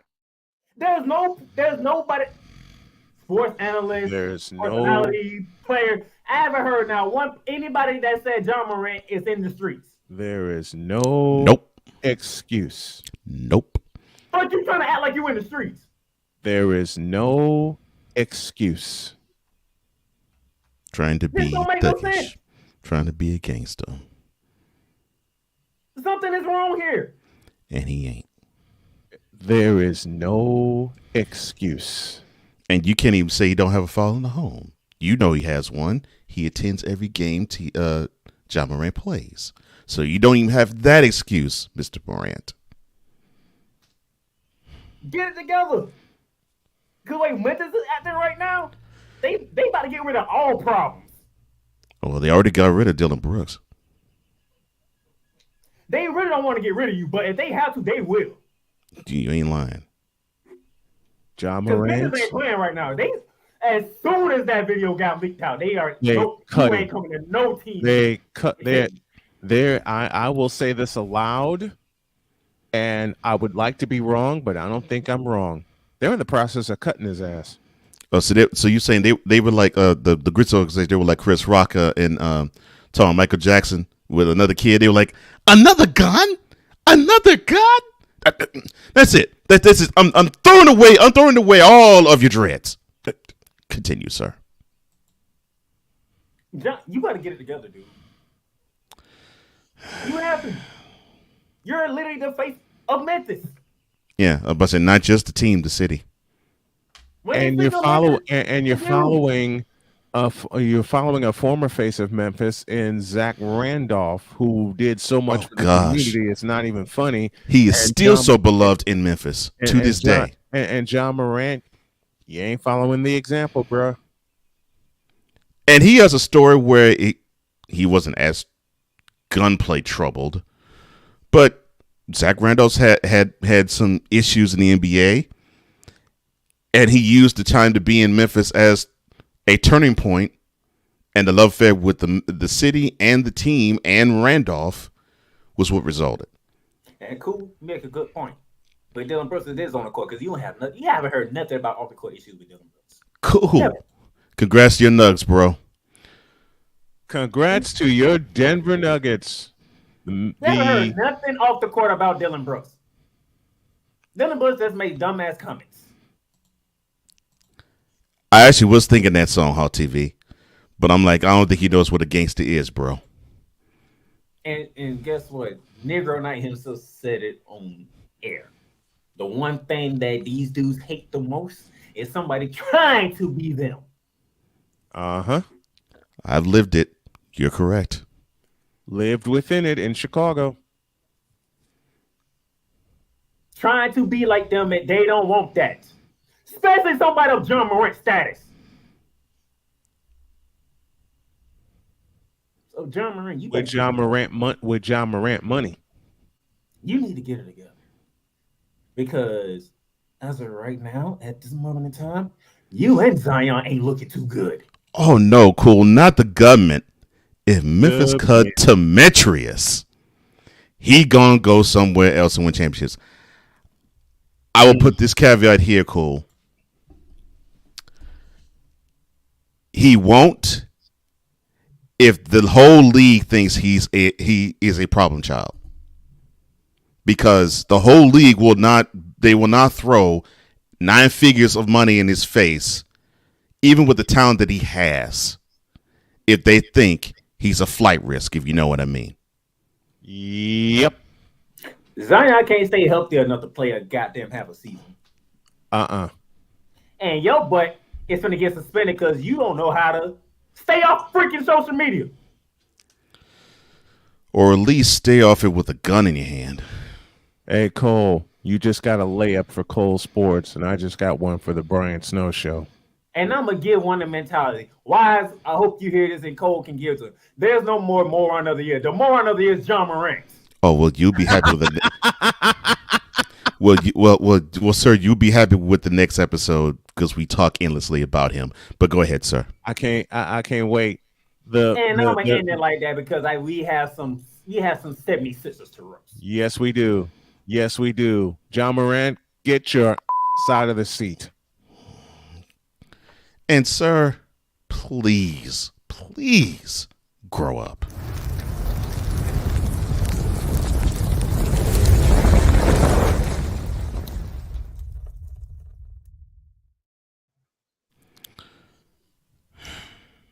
And I'll talk more about this on Cold Sports tomorrow too. I'll say this right now, John Morant, you are the next GOAT of the week. Can I change that for you, sir? Please. You are the GOAT of the year. And come January, I will be so happy to voice that. Like, we talking 2 months apart. Idiot. 2 months. Yeah. 2 freaking months. Because that crap happened in March. And here we are.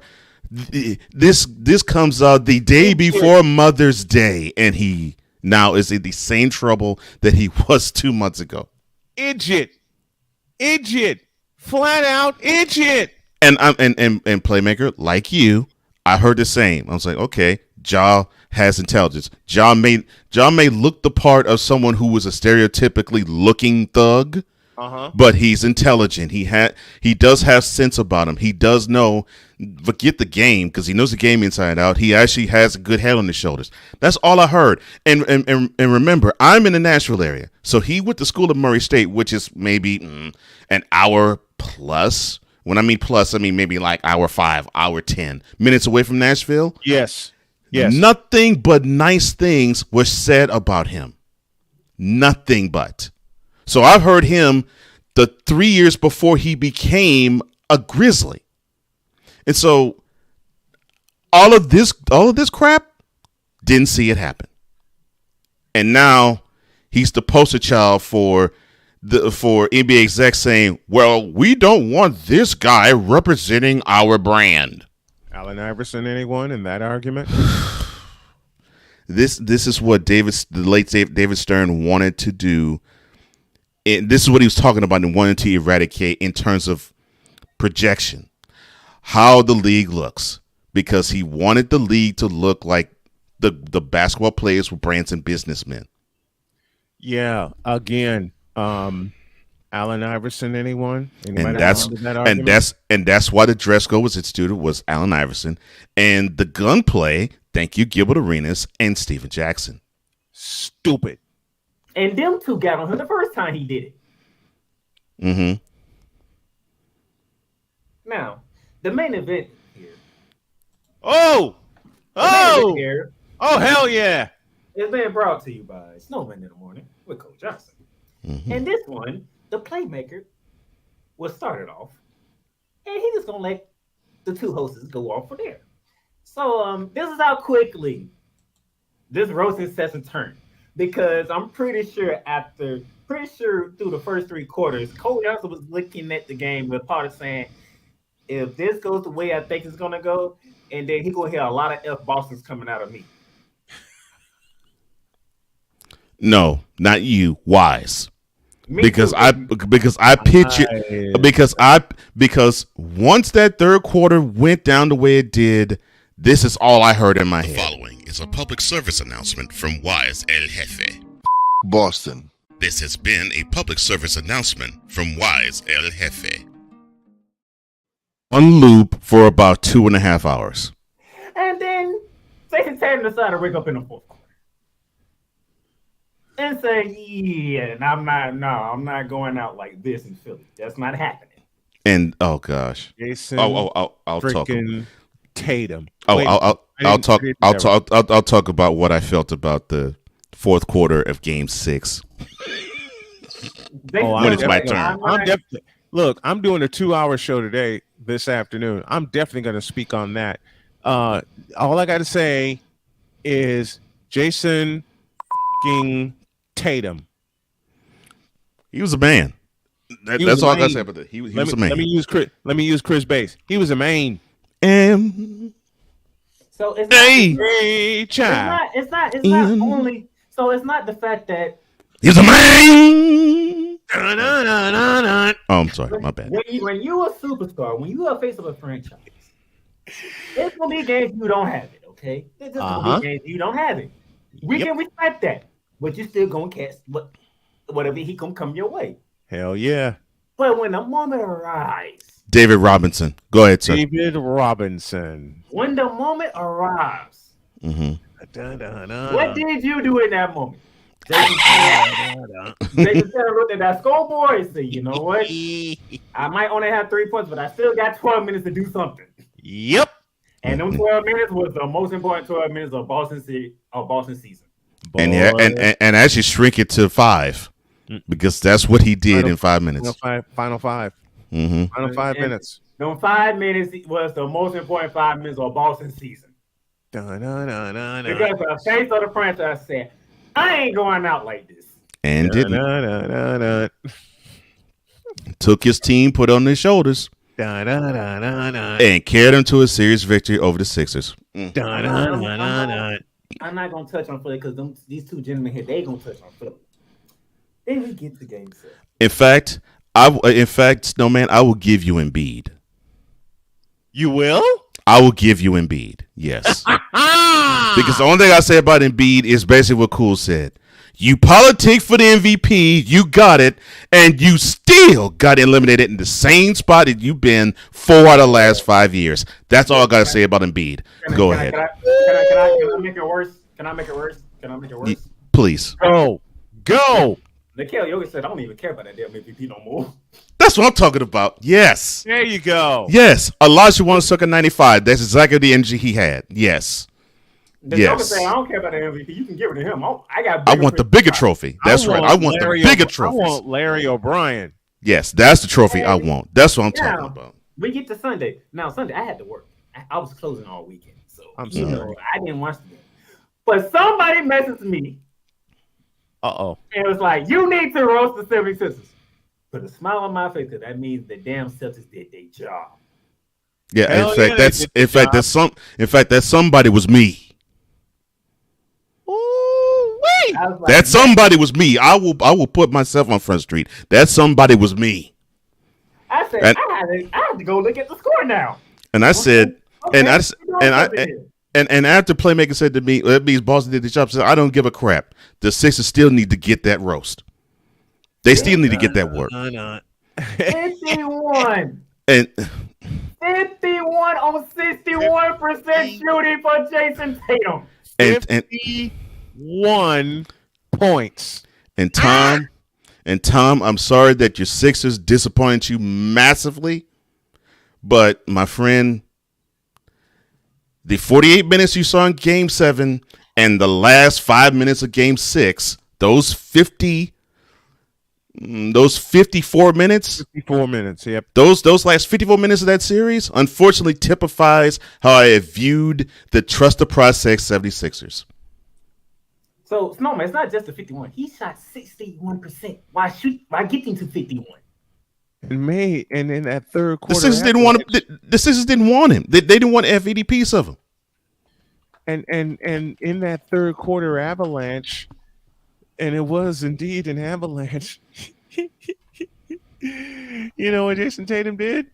He hit not one, not two, not three, but 4 3-point field goals in a span of 90 seconds.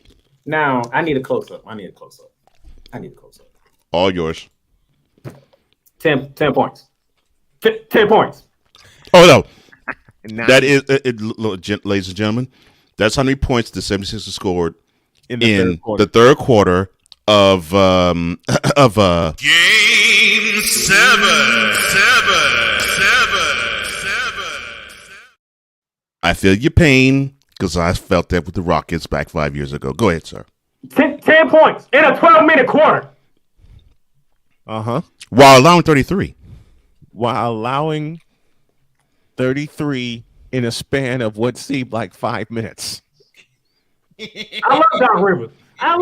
But you have to do something. 10 points in a quarter. Oh, they did do something. They were spectators, just like the other 20,000 people in TD Garden Arena. Now it's my turn to play host because first on the docket for the roasting session, Mr. MVP himself, Joel Embiid, brought to you by the Snowman, Brian Snow. Thank you. Joel Embiid, you're a fraud. Period. MVP, give me this button. MVP, my ass. You scored 15 points in a game. Joel Embiid, no, I don't hate to say this because I've been saying it for the last 3 years. You shrunk. Not to mention you stunk. Okay? Again. Oh, let me do that. Let me do that again. Let me do as we get ready to close up shop for those of you on CSTV. We will extend this. Listen, Joel Embiid, you shrunk and you stunk. Again. 15 points. 15. 8 boards. Okay, Joel Embiid, you scored 15 points.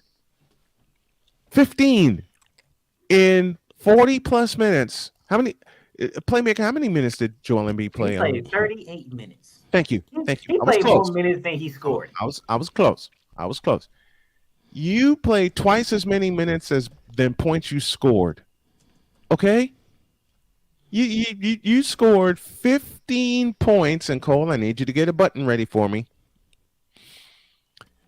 You scored 15 points in an all-important season on the line saving Game 7.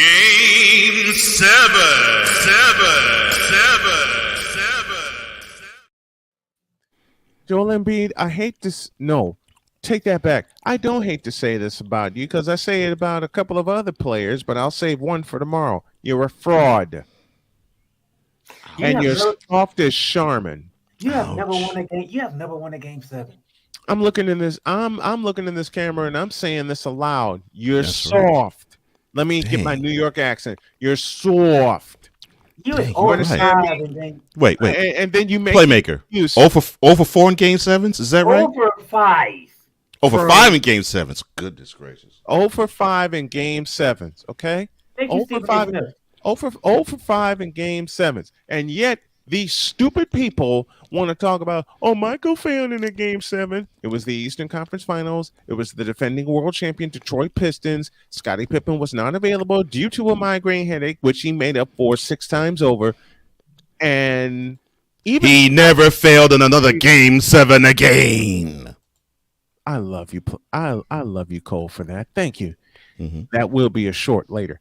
Listen, it's pretty simple to me. The Sixers are frauds. Doc Rivers needs to go. Unfortunately. Joel Embiid needs to go. I believe the process is dead. Because okay, let me do this. Let me do this about Joel Embiid. I have never seen a big man like you before in my life because I'm old school. Mm-hmm. Big men were in the post. Almost all the time. Why doesn't Joel Embiid keep his big ass in the post where he could eat? Joel Embiid could equal. He can eat all day. Joel Embiid could somewhat equal Nikola Jokic, because if Joel Embiid ever worked on his footwork, which he hasn't, if he ever worked on his jump hook, which he hasn't, if he ever worked on backing people down without fouling, which he hasn't, then Joel Embiid could be an awesome player in the league. But given the fact that social media perused my ass over the weekend, because I kind of said that I kind of asked the question why Joel Embiid was named most valuable player, and let us sign off from the folks at CSTV. We love you and we thank you very much, and we'll be back tomorrow. See you guys. But Joel Embiid for MVP? What in the Vita Blue, yellow-bellied, red-blooded black hole hell was that? You see, when you win MVP, Joel Embiid, there's responsibility that comes with that. The target becomes greater. This is how I describe Joel Embiid. Okay? And I put it in a very, very simple sentence. It goes like this. The best ability is availability. Oh, that totally disqualifies him. And and throughout the course of your career, which now spans 7 seasons, I hate to do this, but I have to do it right. You kind of remind me of LeBron. Oh, because Lord have mercy. You're softer than Charmin. You don't back people down, and you politic for an award that you didn't deserve in the first place. Period. I will say this. At least in LeBron's case, when the season was on the line against the Boston Celtics, he came in with a mindset of offensive dominance. 45, 15, and 6. Okay. Mm-hmm. You haven't done that, Joel Embiid. Mm-hmm. 2012 Eastern Conference Finals, Game 6. 2012. Mm-hmm. Okay. Mm-hmm. Thank you. Mm-hmm. Thank you. Listen. I'll give him that. He came in with the mindset, and you said the key word, and I love you for this. He came in with the mindset.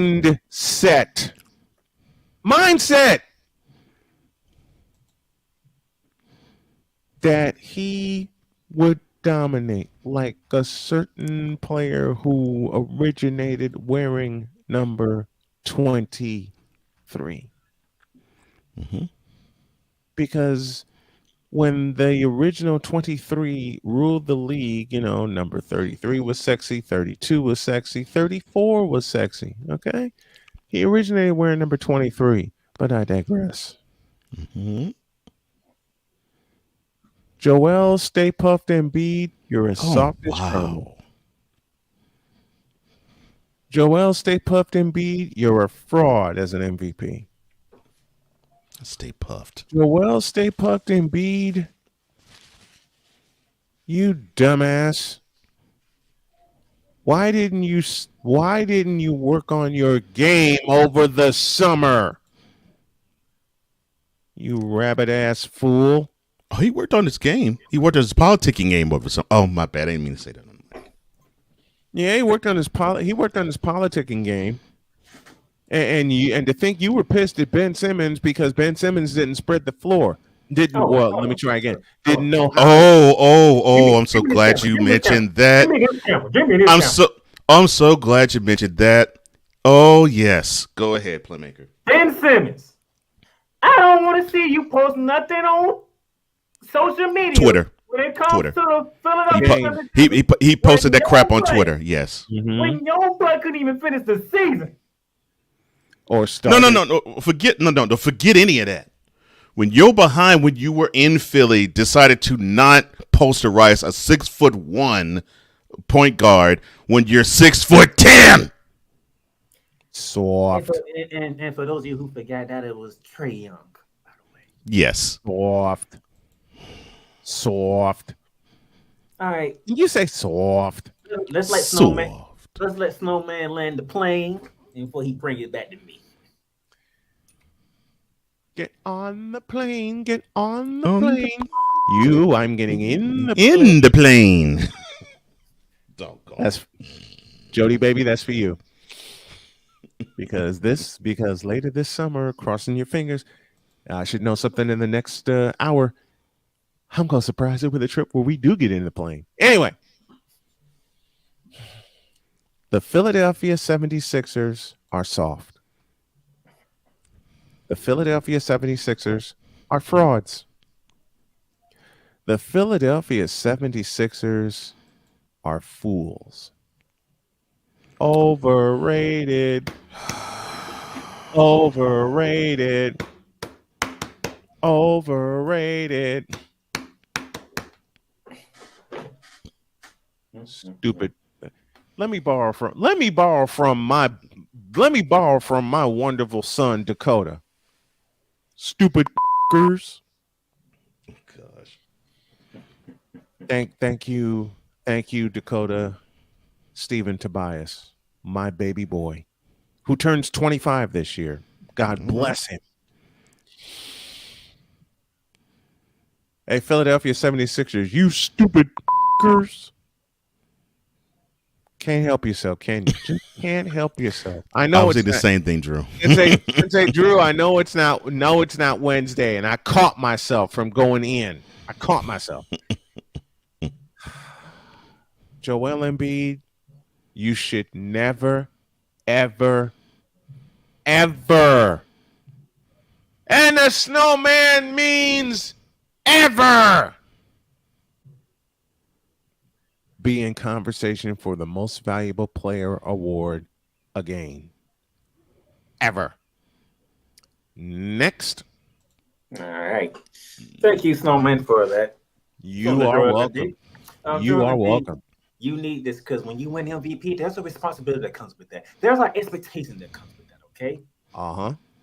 Now, we know the MVP is regular season awards, but when you do win it, we expect you to be better in the postseason. As Shaq says, whatever you average in the regular season, you need to add about at least a couple 5 to 10 points more in the postseason to be as dominant as we claim you to be, which you didn't show, okay? But that was just part one, ladies and gentlemen. Part two gonna be even more spicy. Part two gonna be so spicy because I even took a picture of what they put on First Take yesterday. Hold on a minute. Hold on a minute, Playmaker. You took a picture? Oh yeah, that picture that I sent you. Playmaker, give me a couple minutes. Yeah, let me see. I'm trying to find the right button here. I'm trying to save something. Oh, okay. All right, just about ready. Because what I'm doing, folks, is getting all the parts ready for when I do my editing, and I want to do it right, and I want to save time. Oh, so this one is going to get real spicy. Because this is not coming from me. Oh, this ain't coming from me. I'm not the one going to be doing the spiciness on this one. Okay. On your... Okay. James Harden. Just a minute. On your mark, get set, go.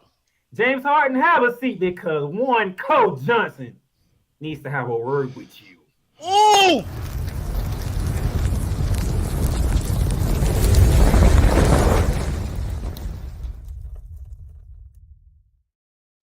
And now I get to say this to my partner and one of my brothers. Give me this. And I'll send it back to him. I get to say this to my brother, as he often says to me. Call! The year was 2013. And everybody and their mama was thinking, okay, this sixth man, he had a pretty good regular season. He even had a decent playoff run. But, oh, wait a minute, in the finals, he disappeared. I'm sorry, in the where?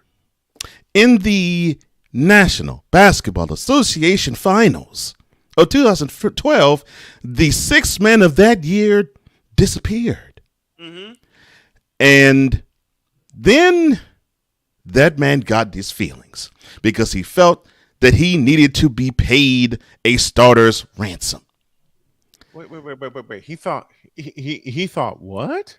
He thought he needed to be paid starters money. So the reason why he was on the Thunder, but ended up being picked up by the Rockets, was the fact that the Thunder was like, okay, yeah, we'll give you some, but we're not going to give you all of what you asked for. So the Thunder said, okay, we'll let you go over, I think it was like over $5 million. And the Rockets will say, okay, we'll be happy to pick you up. And then I remember the first game that Harden was a Rocket. 37 points, I think it was 12 assists and 7 rebounds. And everybody and their mama was happy. They were like, oh, yes, the savior of the Rockets is here. And Cole Johnson thought, you know what? That makes me mad. And the next sound you heard from Cole Johnson after all that rigmarole was... because it was a thought of, oh, we're going to go back to the Elijah Wan days. We actually might even go back to the Yao Ming and Tracy McGrady days where we would go to the playoffs and maybe have a shot. It's a possibility that we could be put on the basketball map again. And you had the coach in Kevin McHale who probably could teach him a thing or two in getting there. Give me. You said a Hall of Famer. Give me this camera, and I'll only take 30 seconds. The Houston Rockets then, with James Harden in tow, made the stupidest move that they ever made because of peer pressure. They got rid of the coach who was equipped to take them to the promised land because he's been there. He knows what it takes. He's a Hall of Famer. He played a position correctly. Dwight Howard, James Stay Puft Harden, Chris, oh my leg, Paul. Imagine you being able to hang a couple of more banners if you would have kept Kevin McHale. Back to Cole. So in your journey to get there, we get to 2015, where in the conference semifinals round, you met up with Mr. Oh my leg, Chris Paul, while he sat on the bench 3 of those 7 games. And you came up real small in that series, and then in the game 6 portion of it all, you came up so small, McHale benched your behind. And the bench saved you when the Rockets were down 19 in the end of the third quarter when Blake Griffin decided to go and one on the team. Mm-hmm. He sure did. So the bench saved you behind in LA. You go to Houston. You seal the deal there. You got saved by the bench. Yep. That was a foreshadowing of things to come, because then we get to the next round where at game 2 you had a wonderful game. You almost had a triple-double scoring almost 40 points. But you got trapped in the last possession by the Splash Brothers. And Thompson denied your strong side because you're a lefty. You went right, and Curry stripped you. And then you were persona non grata the rest of that series. That was a clue. The final score of game 2 of that series, the lowest scoring game of said series, Golden State 99, Houston 98. That was a clue because we were seeing, but we didn't quite understand it. When you didn't get your way, you sulked. Sorry. When you breadcrumbs. That's 2 breadcrumbs right there. When you didn't get your way, you sulked. When you didn't get your way, you complained and you griped. And then we started to understand that you formed a wonderful relationship with the president of basketball operations, well, general manager, or the current president of basketball operations of the Sixers, but then the general manager of the Rockets, Daryl Morey. He became your biggest fan. Yes, he got in bed with Morey. He became your biggest fan because when we started the next year, you griped about him so hard you got McHale fired. Stupidest move the Rockets have ever made. Listen to you again and got a more offensive-minded coach in Mike D'Antoni because he was seeing, wow, I remember D'Antoni coached Steve Nash, and he coached Steve Nash to back-to-back MVP seasons. There we go. I thought it was Mike D'Antoni. Oh, Jesus. I thought it was Mike D'Antoni. He don't play no defense. And that's why I'm going to go with that. So go, please. So now we institute this offensive-minded system, but defense is. It would be complimentary if I said a Mike D'Antoni team.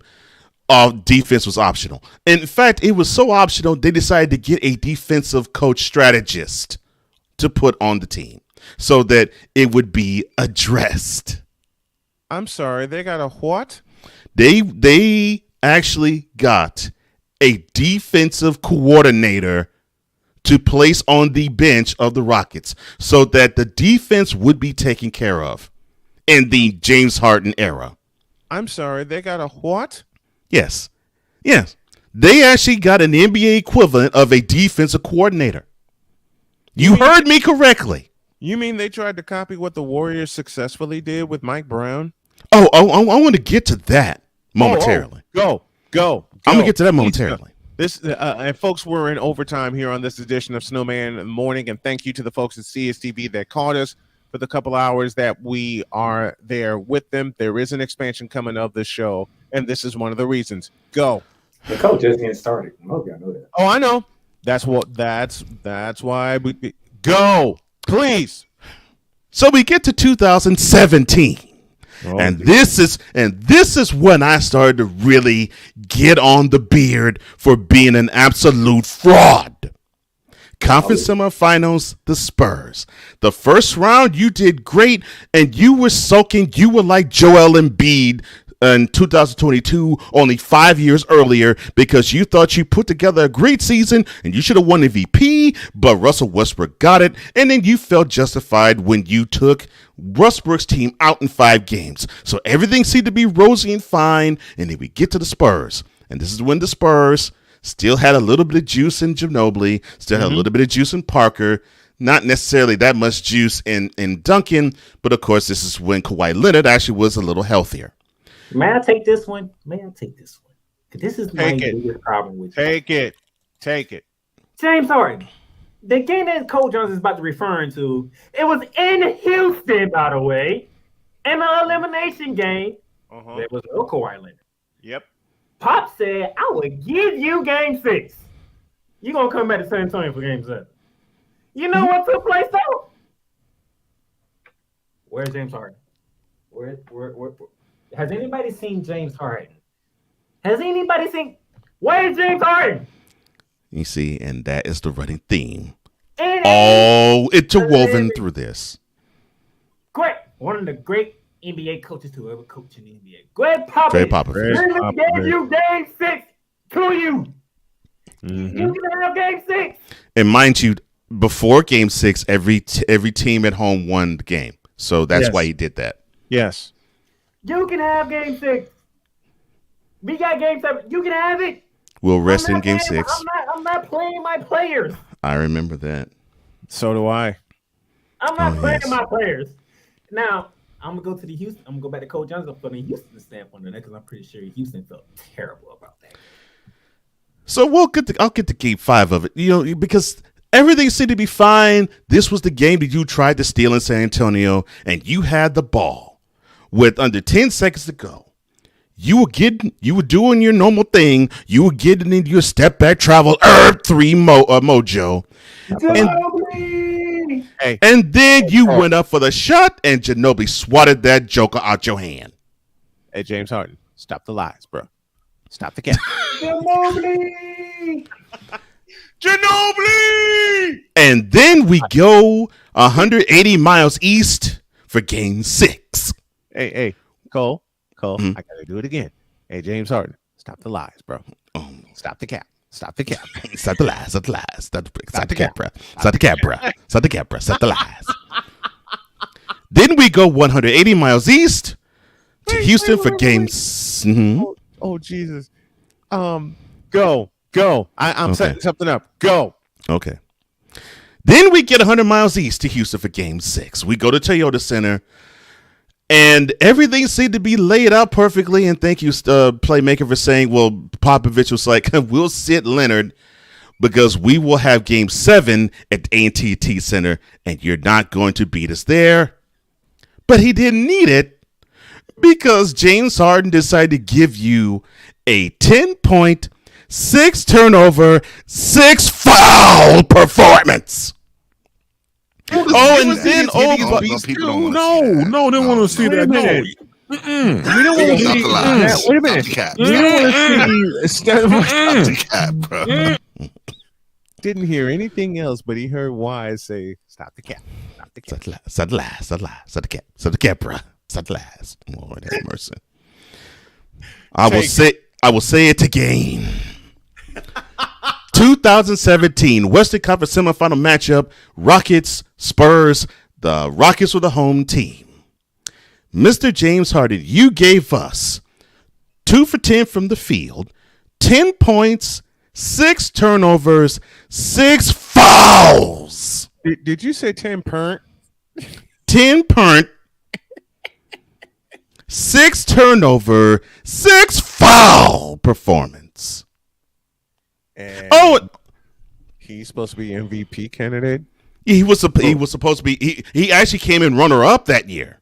That's how the season ended. Yeah. He came in runner up that year. So the runner up to the MVP of 2017 gave you a 10-point, 6 turnover, 6 foul performance, and then after the game, about 15 minutes later, he was making it rain in a doggone strip club. Pernt. Sorry. Pernt. And that game was when I got turned cold for the beard because I said, okay, I felt he was a fraud in 2015. I know he's a phony now. And then we get to 2018, and my co-conspirator, Mr. Snowman, he mentioned Mike Brown. Yes, he is now the head coach of the Kings. He was an assistant coach for the Warriors at that time. Mm-hmm. And we had one Mr. Daryl Morey in that 2018 lead-up said that they created... Oh, I'm sorry. Let me do this the right way. Please Mr. Morey said, quote, "We constructed a team that is built to defeat the Golden State Warriors." Close quote. All right, I'll speed this up. 65 wins. Harden and his lobbying, he finally got MVP. Number 1 seed in the West. Got not just number 1 seed in the West, number 1 seed overall. Didn't deserve it. Oh, I'm sorry. Cruised through the first 2 rounds, everything was fine, but people knew that the series they wanted to see was the Rockets and the Warriors. We get it, and the Rockets had home court advantage. And then CP3 happened. So you lose the first game, you win the second game. You lose the third game, you win the fourth game. Then we get to game 5.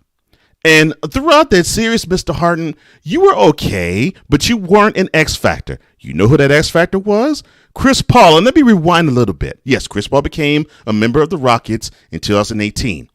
And there was a play on a timeout. I think this was in Phoenix, like in February, like right after All-Star break. The two argued, and I remember Harden slapping the hand hard like he was coming to foul Chris Paul on the bench, like he was disagreeing with what Paul was saying. And I'm sure he was disagreeing from the standpoint of Paul was saying, you don't need to handle the ball all the time. I'm here to do that, so all you can do is play off the ball. But Mr. Harden, no, sir, the Beard had to have the ball all the time, even if you have a point guard who can handle it better than you can. Because your ego can't handle it. Now let's get back to Game 5. Yes. 2018, Western Conference Finals. You see the man you slapped the hand of and you disrespected be the X factor of that series. And he was the reason why the Rockets were brought in to a one game in 2 opportunities to knock out the 2-time, or I should say 2 out of the 3-time, defending champs. And you had the opportunity because Chris Paul had a hamstring injury. This was your moment, sir. You are the MVP of the greatest regular season team of 2018. You disappeared again. Not just in Game 6, but in Game 7. And you look like an absolute pathetic troll. You look like an absolutely pathetic troll. Use a troll. Troll! They're making it even worse. The whole team You know that was a troll. You looked like an absolute pathetic troll in the third quarter of that series, and then in third quarter of that game, and in the fourth quarter, you looked like you wanted to have no parts of a basketball court, let alone being in the Oracle. And then we get to Game 7.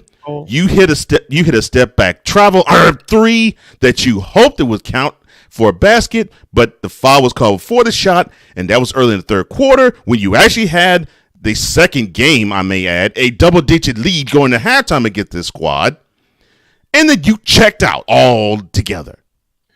And yes, that was the game in Game 7 where those chumps decided to put up 27 straight threes and brick and not understand, oh, wait a minute, the shots from deep aren't falling. Let's actually go inside where we actually had success. And now a selection from Brian Snow and Cole Johnson entitled Use a Troll. Lord have mercy. Let's go with Use a Troll. Troll. Use a Troll. Troll. Use a Troll. We know we said that use a troll. Oh, Lord have mercy. So that takes care of 2018 because you were part of the 27 straight threes missed. And then it was all of a sudden you forgot that in the second quarter you were destroying the Warriors on the inside because you settled for threes. And you believed, like in your head coach, one Mr. Mike and Tony, because they played no D in that series except for maybe Game 4, where I'll give him Game 5 too, where he said, well, we'll live by the 3, we die by the 3. Well, thank you, Dan Tony. You and your number 1 player died by the 3 because he thought ridiculously that he could be a difference maker. And he was in a negative sense. Now we get to 2019, and I won't even go further than Game 1 of the Western Conference semifinal matchup with the Warriors, where you had the ball, you had them down, you were down 1, you were about to steal it, and you tried that step back travel again. You wanted the call, and you did get bailed out. And I'm glad you didn't, because it showed that you have a limited game, Mr. Harden.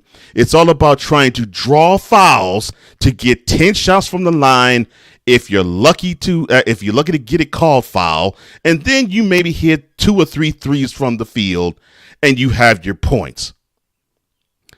The rest of that series really doesn't matter because you came a smaller than mini-me the rest of the way because you were in your feelings yet again. Use a troll. Troll. use a troll, use a troll, and we know that use a troll. So then we get to the post game after game 6. Oh dear Lord.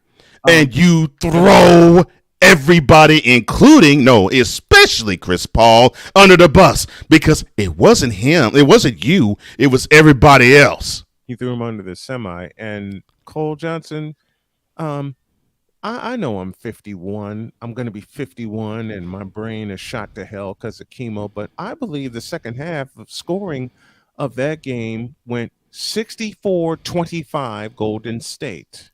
That was game 6 of 2018's West Conference Finals. Yes. Yep. Yeah. Now I'm talking about the 2019's West Conference semifinals. So after that, when you actually had the opportunity to beat a underhanded, undermanned Warriors team because Durant in that game, in game 5, went down with his injury that it took him a year and a half to actually recover from. Mm-hmm. You had a chance to destroy the Warriors because you, with Durant, you played step for step, stride for stride with them as a team. You were sucking, as you always do in the playoffs. You had the opportunity to smell shark in the waters and get this undermanned team out of the paint. You failed in game 5, and then in game 6, the bench outscored you 34-17. And you waste the opportunity of having Stephen Curry give you a donut in the first half. Donut. And in the first 9 minutes of the fourth quarter, he gave you 23. That is how you're supposed to be with a team where you feel as though, okay, I think they need to have a jolt. Come on, boys, I'm going to put you on my shoulders. You see how it's done, and you didn't do it yet again. Oh, and then you throw Paul on the bus, and because of you, and you're in Morris here, you got rid of him. You bring Russell Westbrook into the fray, and then you make it to the playoffs in the bubble, but you throw him under the bus too. In 1 year, you throw him out. And then you decided to make it rain in the club, get fatter than the Stay Puft Marshmallow Man because you wanted to force yourself out of Houston. You go to one of those mumbling rappers' birthday parties. I don't give a crap if it's Lil Durk, NBA Young Boy, Little Baby, Big Baby, Little Baby. I don't give a crap, Young Thug. One of the mumble rappers' birthdays. You fool! And you already know the policy. Mask up, right? No, you were basically like Future. Mask on. Effing mask off. You fool! And because of that, you forced yourself on the sideline purposely to get out of Houston. So you get out of Houston.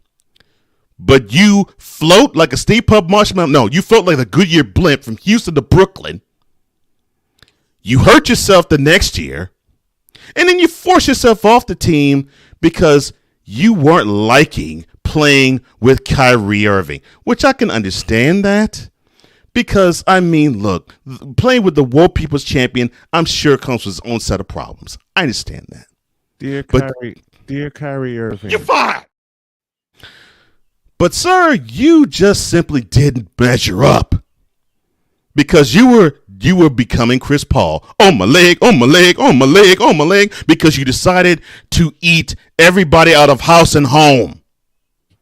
Then you get traded to Philly, and everybody said Philly wanted to trade because nobody believed in Ben Simmons. And then you forced the trade to Philly. Philadelphia. And you promptly give a glimpse of what we saw in the regular season in your prime in one of those games in the East Conference semifinals against the Heat last year. But you basically fell short. And then we get to this year. Short. Too short. I'm sorry. Life is too short. Now the fun begins. And now we get to this year where everybody and their mama in game 1 of the Eastern Conference semifinals between the Sixers and the Celtics, they saw you score 45, and people were like, James Harden is back. James Harden, this is the James Harden that we come to know and love. Hell no. To the no. Hey, In fact, before I play this in full, some joker and some chump asked after that game 1 performance, they said, would you want to have James Harden on the Rockets? And my response, I did not even hesitate, was Hell no. To the no. Hell to the no. Hell to the no. To the no. People were saying. And made me come on this program and roast the Boston Celtics for game 1 because you didn't have the MVP that game. Wait. Where is it? What are you looking for? I'm looking for the PSA. Oh, I got it. Hit it. All right. Here you go. The following is a public service announcement from Wise El Jefe. Boston. This has been a public service announcement from Wise El Jefe. Nobody believed in y'all winning that game in Boston. You didn't have Joel Embiid. And you got to deal with Jason Jalen Brown? Oh, no. Y'all going to lose this. And it was understandable. But no, James Harden went for 45. They stole home court advantage from Boston. I had to come in here and go off. Back to Coach Johnson. Yeah, and at the time, everybody was thinking, "You fool!" Oh, and it gets even better. You know, you had your crappy performance in games 2 and 3, Harden, but then game 4, you have the MVP on the floor. In fact, I think the MVP got the award. I can't remember if it was game 3 or game 4, but he got the award around that time. Game 3. It was game 3, but you got around that time. He gets the award at home. He gets his award. Everything is fine. And then you give us a 42-point performance. It was absolutely brilliant. And people still were saying, you see, James Harden is back. James Harden is back. This is what I'm talking about, baby. He's back. Why the you lying? Why you always lying? And then I came back on this same program. And I had to say blank Boston that almost made Cole die laughing. Oh, and this is go ahead, sir. James Harden is back. Who told this lie? And this is where it gets really good for me. Yes. And it gets really stupid for everybody who seems to want to still back James Harden, although he is far past his prime and he is Stay Puft Marshmallow Man for the rest of his career. Games 5, 6, and 7, when he had the opportunity to seal the deal after that glorious 42-point, 8-rebound, 96 performance in Philly in Game 4. In Game 5, he gave you 8 points. With 10 assists and 8 rebounds in Game 6, he gave you 13 points, 9 assists and 7 rebounds. And in 41 minutes, in the wonderful pivotal Game 7.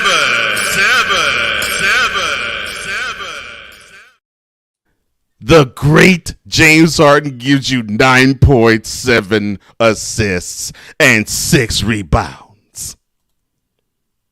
This is the guy that you claim is supposed to be the one that will help Joel Embiid win a championship. This is the guy you said, and I'm looking at you, Mr. Kendrick Perkins, that you said that this would be now the missing ingredient to bring Joel Embiid to the NBA Finals. This is the guy that you all said, and I'm looking at the rest of you ESPN analysts, that would make the Philadelphia 76ers the team to beat in the East last year and a possible team to beat this year. James Harden was the missing ingredient, you say. And to back up Cole Johnson's point, in the picture that I sent him, Snowman. Yes. On First Take, it says James Harden in the fourth quarter of games 5, 6, and 7. You ready for this? I'm ready. Game 5, 0 points, 0 for 1, -4. Game 6, 0 points, 0 for 4, -13. And Game 7, 0 points, 0 for 1, -4.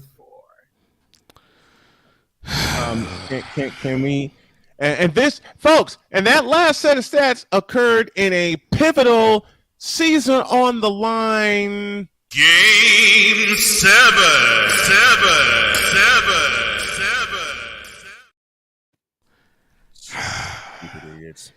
This is the missing ingredient that was going to have Joel Embiid make it to the conference final at least. Forget the NBA finals, the conference finals for the first time in his career in 4 tries. Oh, it's missing already. It's definitely missing. This was James Harden was supposed to be that guy, and I'm saying to myself, I guess you all must have not seen all of his playoff performances because, and I have said it on this show, and I'll continue to say it on this show. Please do. From middle of October to middle of April, James Harden, maybe not as much now as he was then. He's a performer that you actually can somewhat count on. Because he'll give you the points, he'll give you the dimes, and he'll give you the minutes, and he'll give you the effort somewhat. Who'd have told this lie?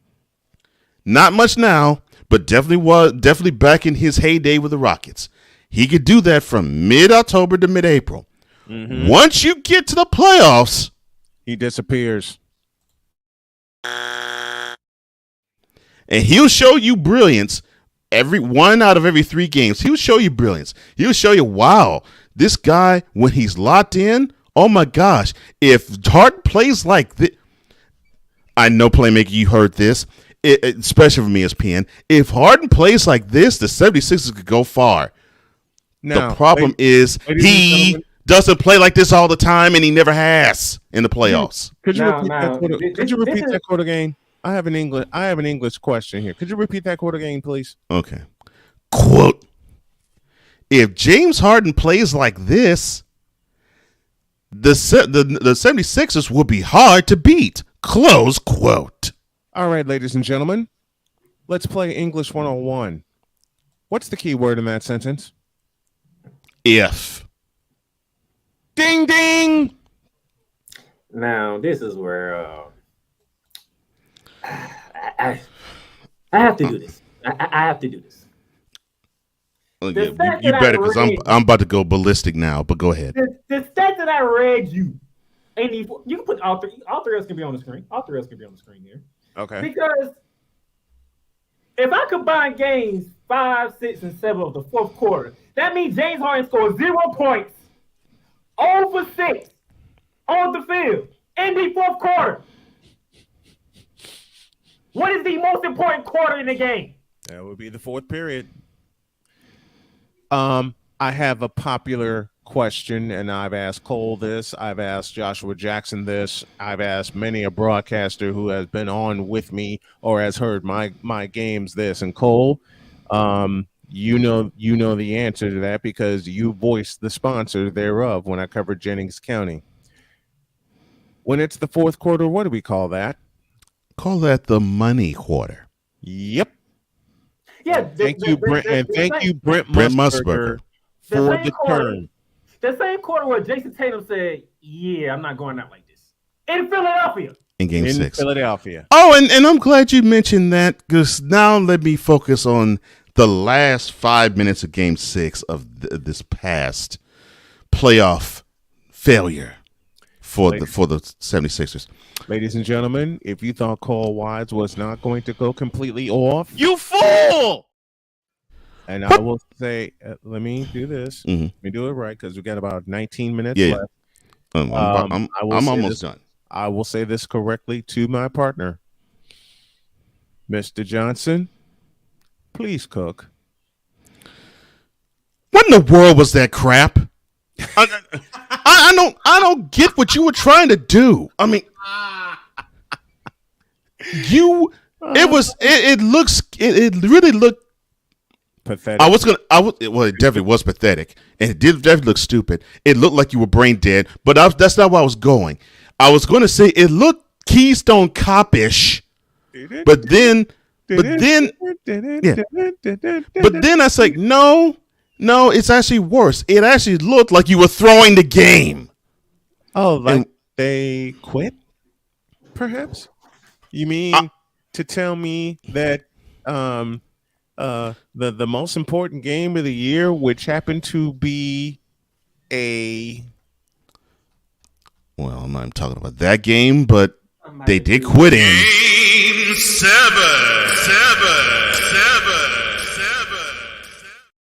You mean to tell me that they actually, oh my God, I can't believe I'm going to use the word on the 76ers, but they quit.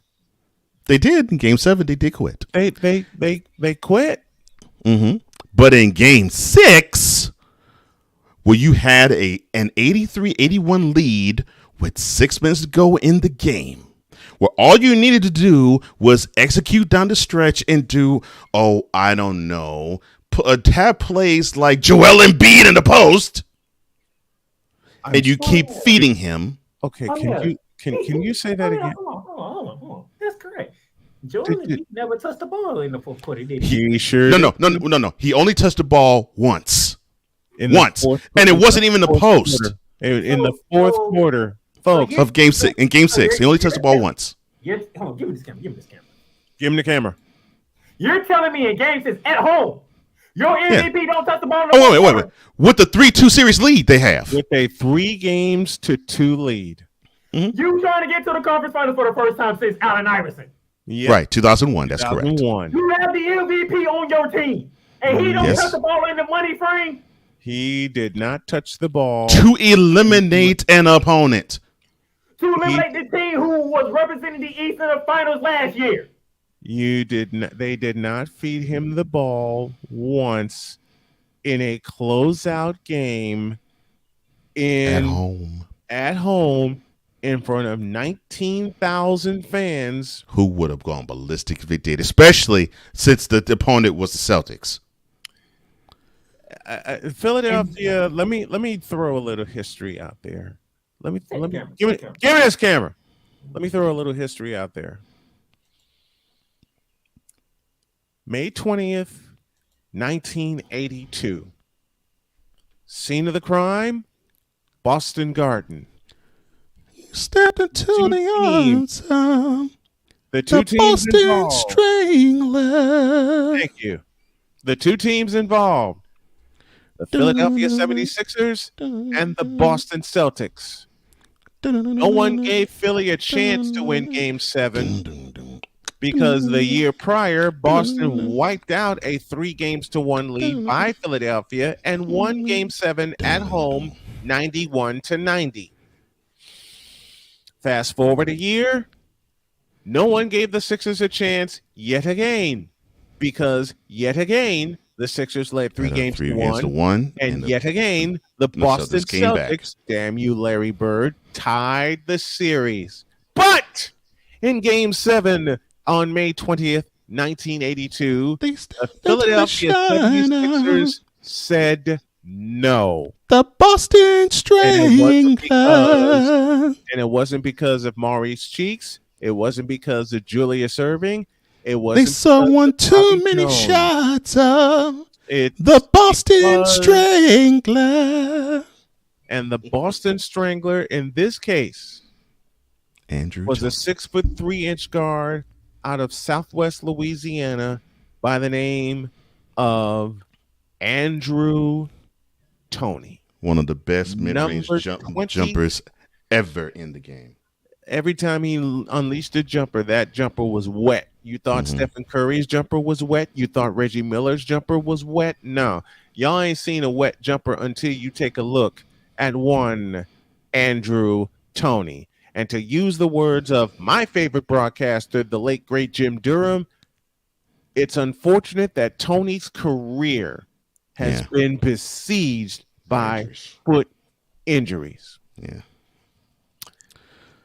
Now, your best ability is availability, and I will close this here. Philadelphia, go back to those days and eliminate Stay Puft Harden get rid of him, please. Back to playmaker. No, back to me. Oh, back to you. Go. Because as I said, I'm about to go ballistic. You got 13 minutes. I don't give a crap how much time I got. I'm going to go ballistic. Take it. Harden. Take it all. Harden. Yes. This is what you have failed to do, sir. You have failed to live up to the standards that my partner just described, and that ended up in comprising of that 83 Celtics 76ers team that won it all and had Moses Malone so confident he said fo before this playoff started, and he came close. By one game, they almost pulled it off. And that was game 4 at the Mecca in Milwaukee. And the Bucks won that game 105-102. You played in an area where the pride was they wanted to have a team they could be proud of. And I know, Philly fan, because I work with many of them, proudest set of fans that you'll ever know in the sports world. Yes, and they want to see someone who works hard, someone who does their best, even if they fail. Even if they lose, they want to see someone do their best. You want an example? Allen Iverson, 2001. Prime example. They love that guy to this day in Philly, and he didn't bring them a championship, but he worked hard, and he brought it every single minute he was on the court. They respect him for that, and they love him, and they love him dearly for that. He brought it. The effort that you gave Philly, the effort you gave the Wells Fargo Center the last 6 minutes of a game 6, where you had a 3-2 series lead against the Celtics, was really reminiscent of the same game, but only in a deeper round 5 years before. Because you looked bumbling, you looked stumbling, you looked like the moment was too big for you, and you looked as though where you had the most experience on the floor for that particular team, you looked like you were the least. I would expect Tyrese Maxey to look the way you did. Damn. In those last 6 minutes in game 6. You looked as though you were shell-shocked. You looked as though you weren't ready for the moment. And that is the James Harden that I came to know and understand. And that was the James Harden that I don't want to have ever again on a team that plays for me. Or plays for my team. I don't want that James Harden, because I know that when the calendar turns to the April 16th, you're going to sabotage the team that you're on. And you sabotaged that team. You sabotaged the 76ers because they needed to have your leadership abilities to bring them to a place they haven't been in 22 years, and you failed them. In game 7, you could not hold on to the basketball. I don't know. I'm blown by Yeah, I mean, it was to the point you were dribbling into defenders in the last 5 minutes of games. You were dribbling into defenders like you were playing football and you were trying to run over the block, run over the would-be tackler. It looked that bad. And then you want to, as a stupid fool, look at the referees and want to whistle? Negro, please. That's the crap that I did not want to ever see again in Houston. But I saw so many times, and I wanted to strangle you because you want the referees to bail you out of looking like you're one of those unorthodox boxers. You have this unorthodox style, and you're the ultimate hooper and gamer, and you want the referees to bail you out because, well, you're not able to do what you want to do. But you know what? You had a defense that was against you that was like, you're not going to do what you're comfortable doing, and you're going to fail miserably in doing so. And you looked like a clown on the court, like you have done many different times as a Rocket. You didn't get a chance to do it as a net because you got so fat that you actually ended up being an offensive lineman playing point guard, and you injured yourself. Fat. And you haven't recovered since, because that first step that you actually did have when you were a Rocket, you ate yourself out of it. And what pisses me off the most out of all this crap Mm-hmm. is not what I saw, because I've been used to seeing that. And not what Playmaker addressed in Game 7, where you act an absolute fool and knowing not to do what you're supposed to do and eliminate. And I would say elimination, but in a winner takes all. Game 7. A chance to clinch. You turn the ball over. You throw up air balls. The air balls that you were throwing were reminiscent of the ones that Klay Thompson was throwing up 2 nights earlier. Yes, sir. Throwing the ball out of bounds when nobody's around. You're just tossing it. You're tossing it to the stands. I'm like, you're supposed to have experience in this arena. You, unlike the rest of your team, except for the coach, went to the finals. Yeah. When? Where? How? You would ask that question with how you played, because it looked as though you did not have that veteran leadership, that the reason why Morey brought you in was to provide that. But you didn't provide it. You provided the Sixers with yet another reason to get rid of you. And now what upsets me is that you want to opt out of this contract and you want to come back to Houston. Bitch, please. Bitch, are you for real? You for real? Bitch, are you for real? Bitch, please. Bitch, are you for real? You for real? Bitch, are you for real? Bitch, please. Bitch, are you for real? Cocaine's a hell of a drug. You out your mind, fool. No. No. You don't deserve to wear the red and the white anymore. Yes. Look, you probably will be one of the greatest Rockets to ever play. Yes, I'll admit that. Yes. You brought some smiles to people's faces when you're in Houston. You're still beloved there now, even though you tried to eat your way out of the city. But you, sir, are far past your prime. You, sir, serve no purpose whatsoever, and because you, sir, couldn't bring a team that is supposed to be equipped to go further than the conference semifinals. What makes you think that you could be the guy to even bring that team in the Rockets to the playoffs? Even with you on the squad, you probably wouldn't give them 30 wins on the season. We don't need you in Houston. You're fine where you are, if not retirement.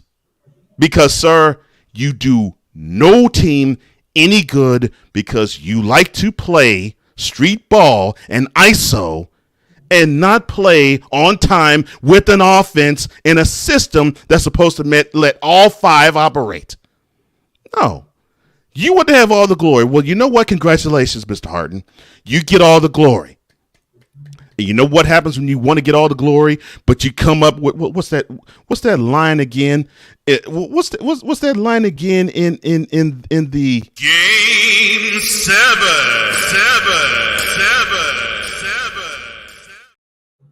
Performance on Sunday? You play 41 minutes with 7 assists, 2 steals, 6 rebounds, and 9 points. None of which came in the fourth quarter. 0 points in fourth quarter. Oh, but I'm sure there were some things that came with fourth quarter. Like I know some of the 5 turnovers of the game came in the fourth quarter. 9 points. 5 turnovers. See, that's you all over. That has you written all over it, Martin. 9. Because in the biggest of moments, in the biggest of games, you come up smaller than a mustard seed. 9 points. What I want you to do, sir, is don't think of the Rockets. No. What I want you to do is I want you to float out of Philly.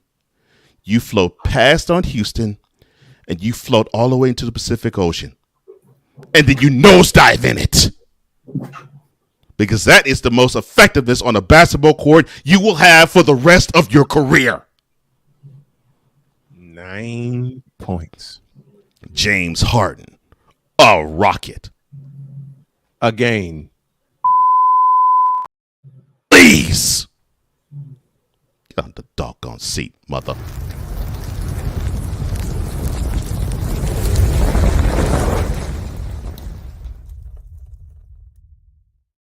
Thank you for tuning in to Flaming Tuesday, brought to you by Snowman in the Morning with Cole Johnson. Hosted by the Playmaker. That that pissed me off. I did not need to see where he's trying to opt out his contract with the Sixers and re-sign for Houston. I'm like, okay.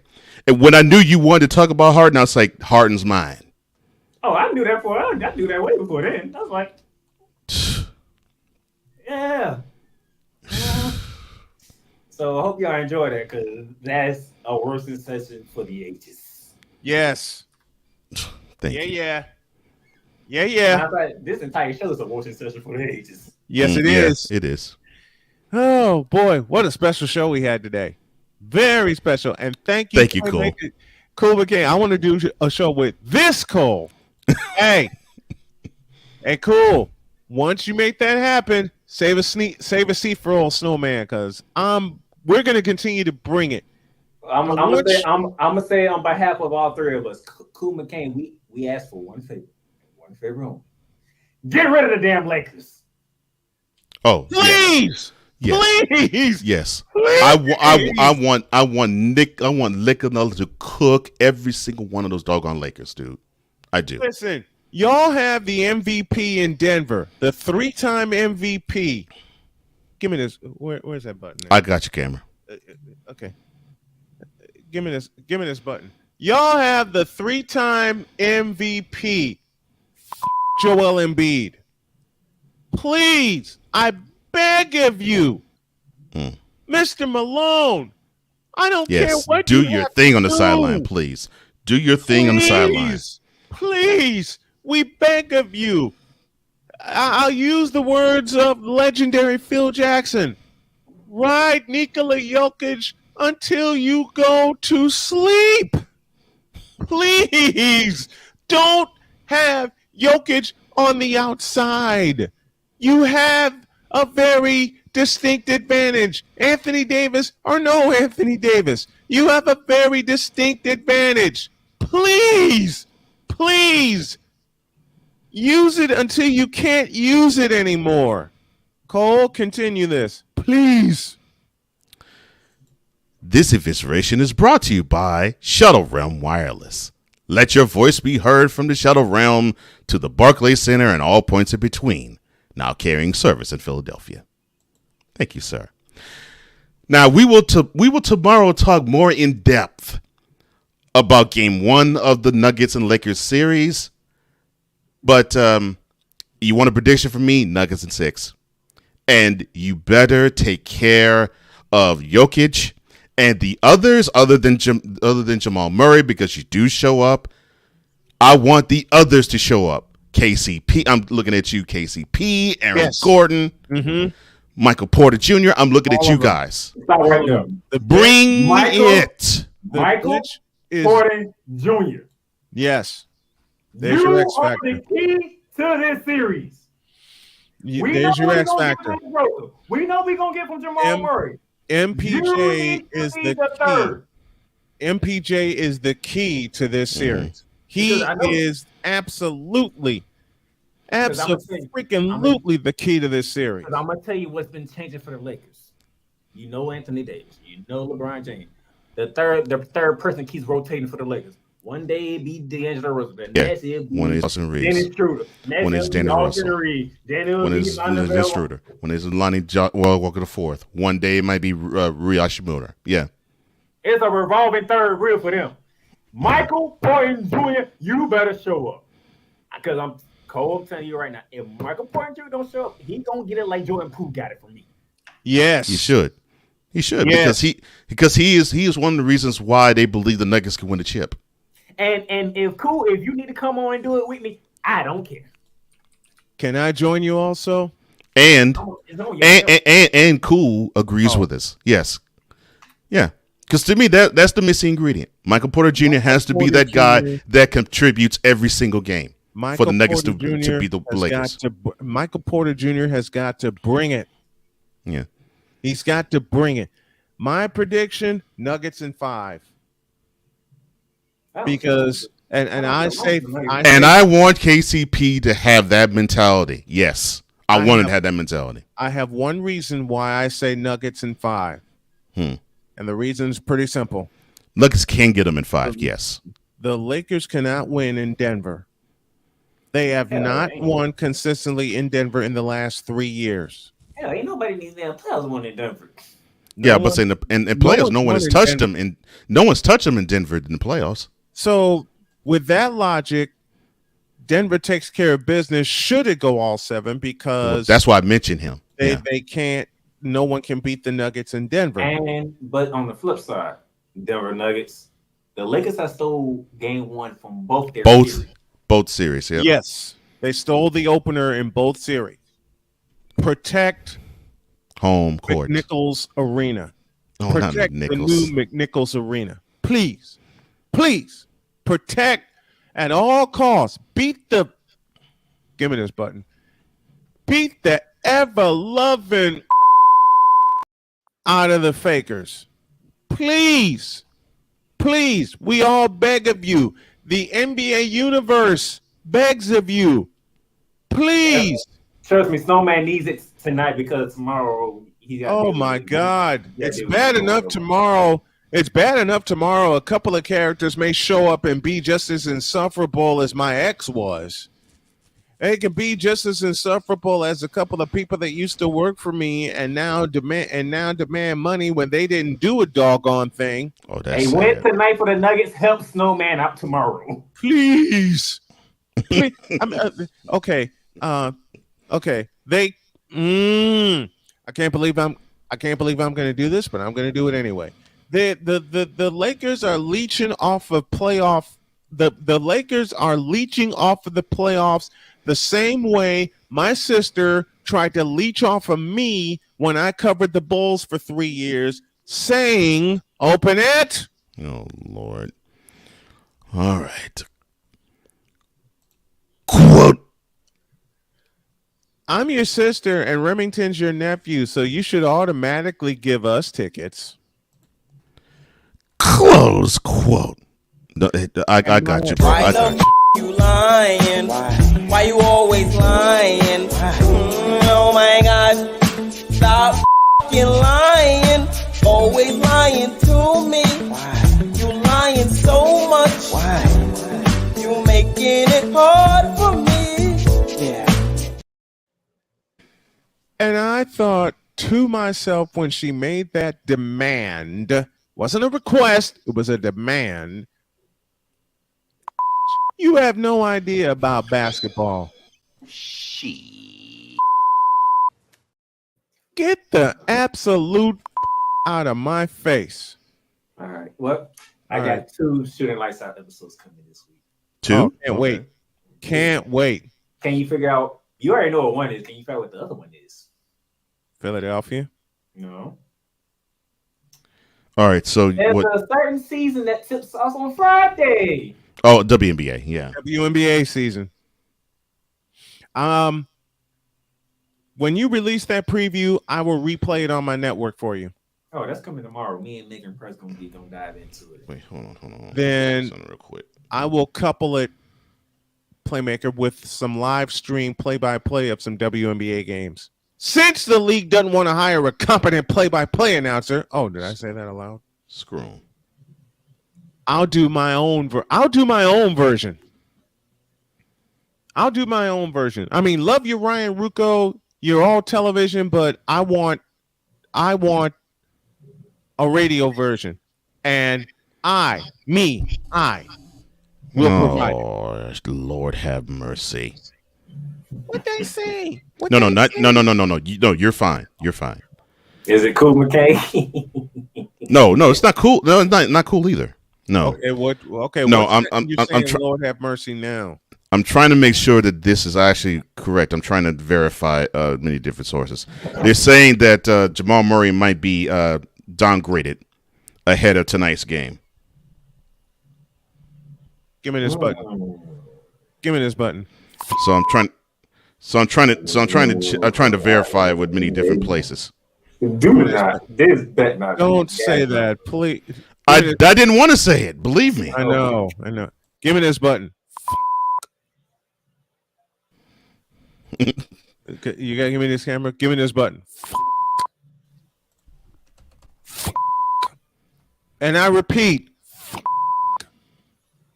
All right, there's not no ESPN about it. Yeah, that's what I'm trying to look. I'm trying to see if there's some validity to it. I don't remember him getting injured, so I don't remember him getting injured. I don't either. I don't either. Remember getting injured either. Yeah, I don't either. Before we get out of here, Denver Nuggets, please tell the Lakers in 5 games. Out. Starting tonight. Please. All right. Please. We gave y'all an extra hour. Please. This may become a habit. And y'all got to side of Cole Johnson. I haven't seen him. You know what? It's a Cole Johnson that's going to be around more often. If I got anything to say about it. Okay, cool. Come on down, bro. Come on down, man. He's sick. So he is sick? Give me this button. Oh, he's a Reggie Jackson time, so he's probably going to try to play. Okay, if he guts it out, I'm good with it. But, yeah. Give me this button. Oh, yeah, I saw that. I was like, man, I want to make sure. I'm glad it's not an injury, but I wanted to make sure. I'm glad it's not an injury either, you know. And for those of you that don't think we do what we do around the show, you just seen Cole Johnson do a ton of research right between the eyes. Mm-hmm. Okay? And this is for everybody that thinks we don't know what we're doing. You just saw Cole Johnson in 90 seconds verify a report using several different sources. Mm-hmm.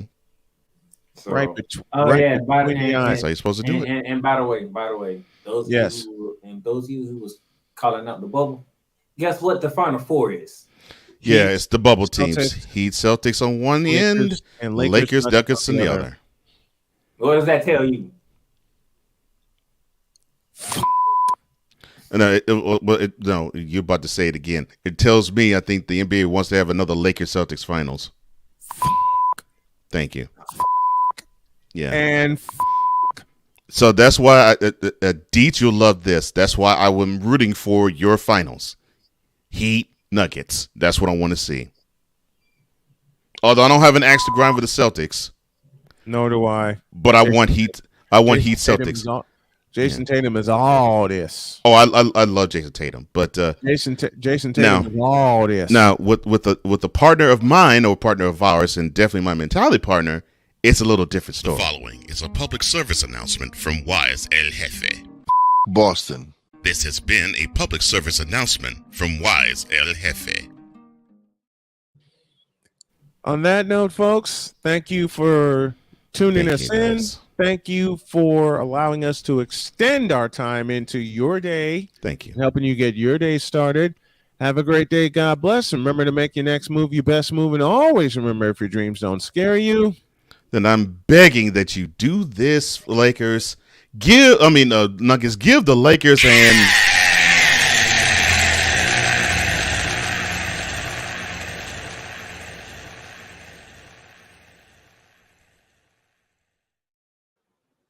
So scared you're not big enough. Dream big, do bigger. We are, and we hope y'all are too. And this is just a little bit of a clue into the extension that we're going to provide for you. We're out of here. See you tomorrow. See ya.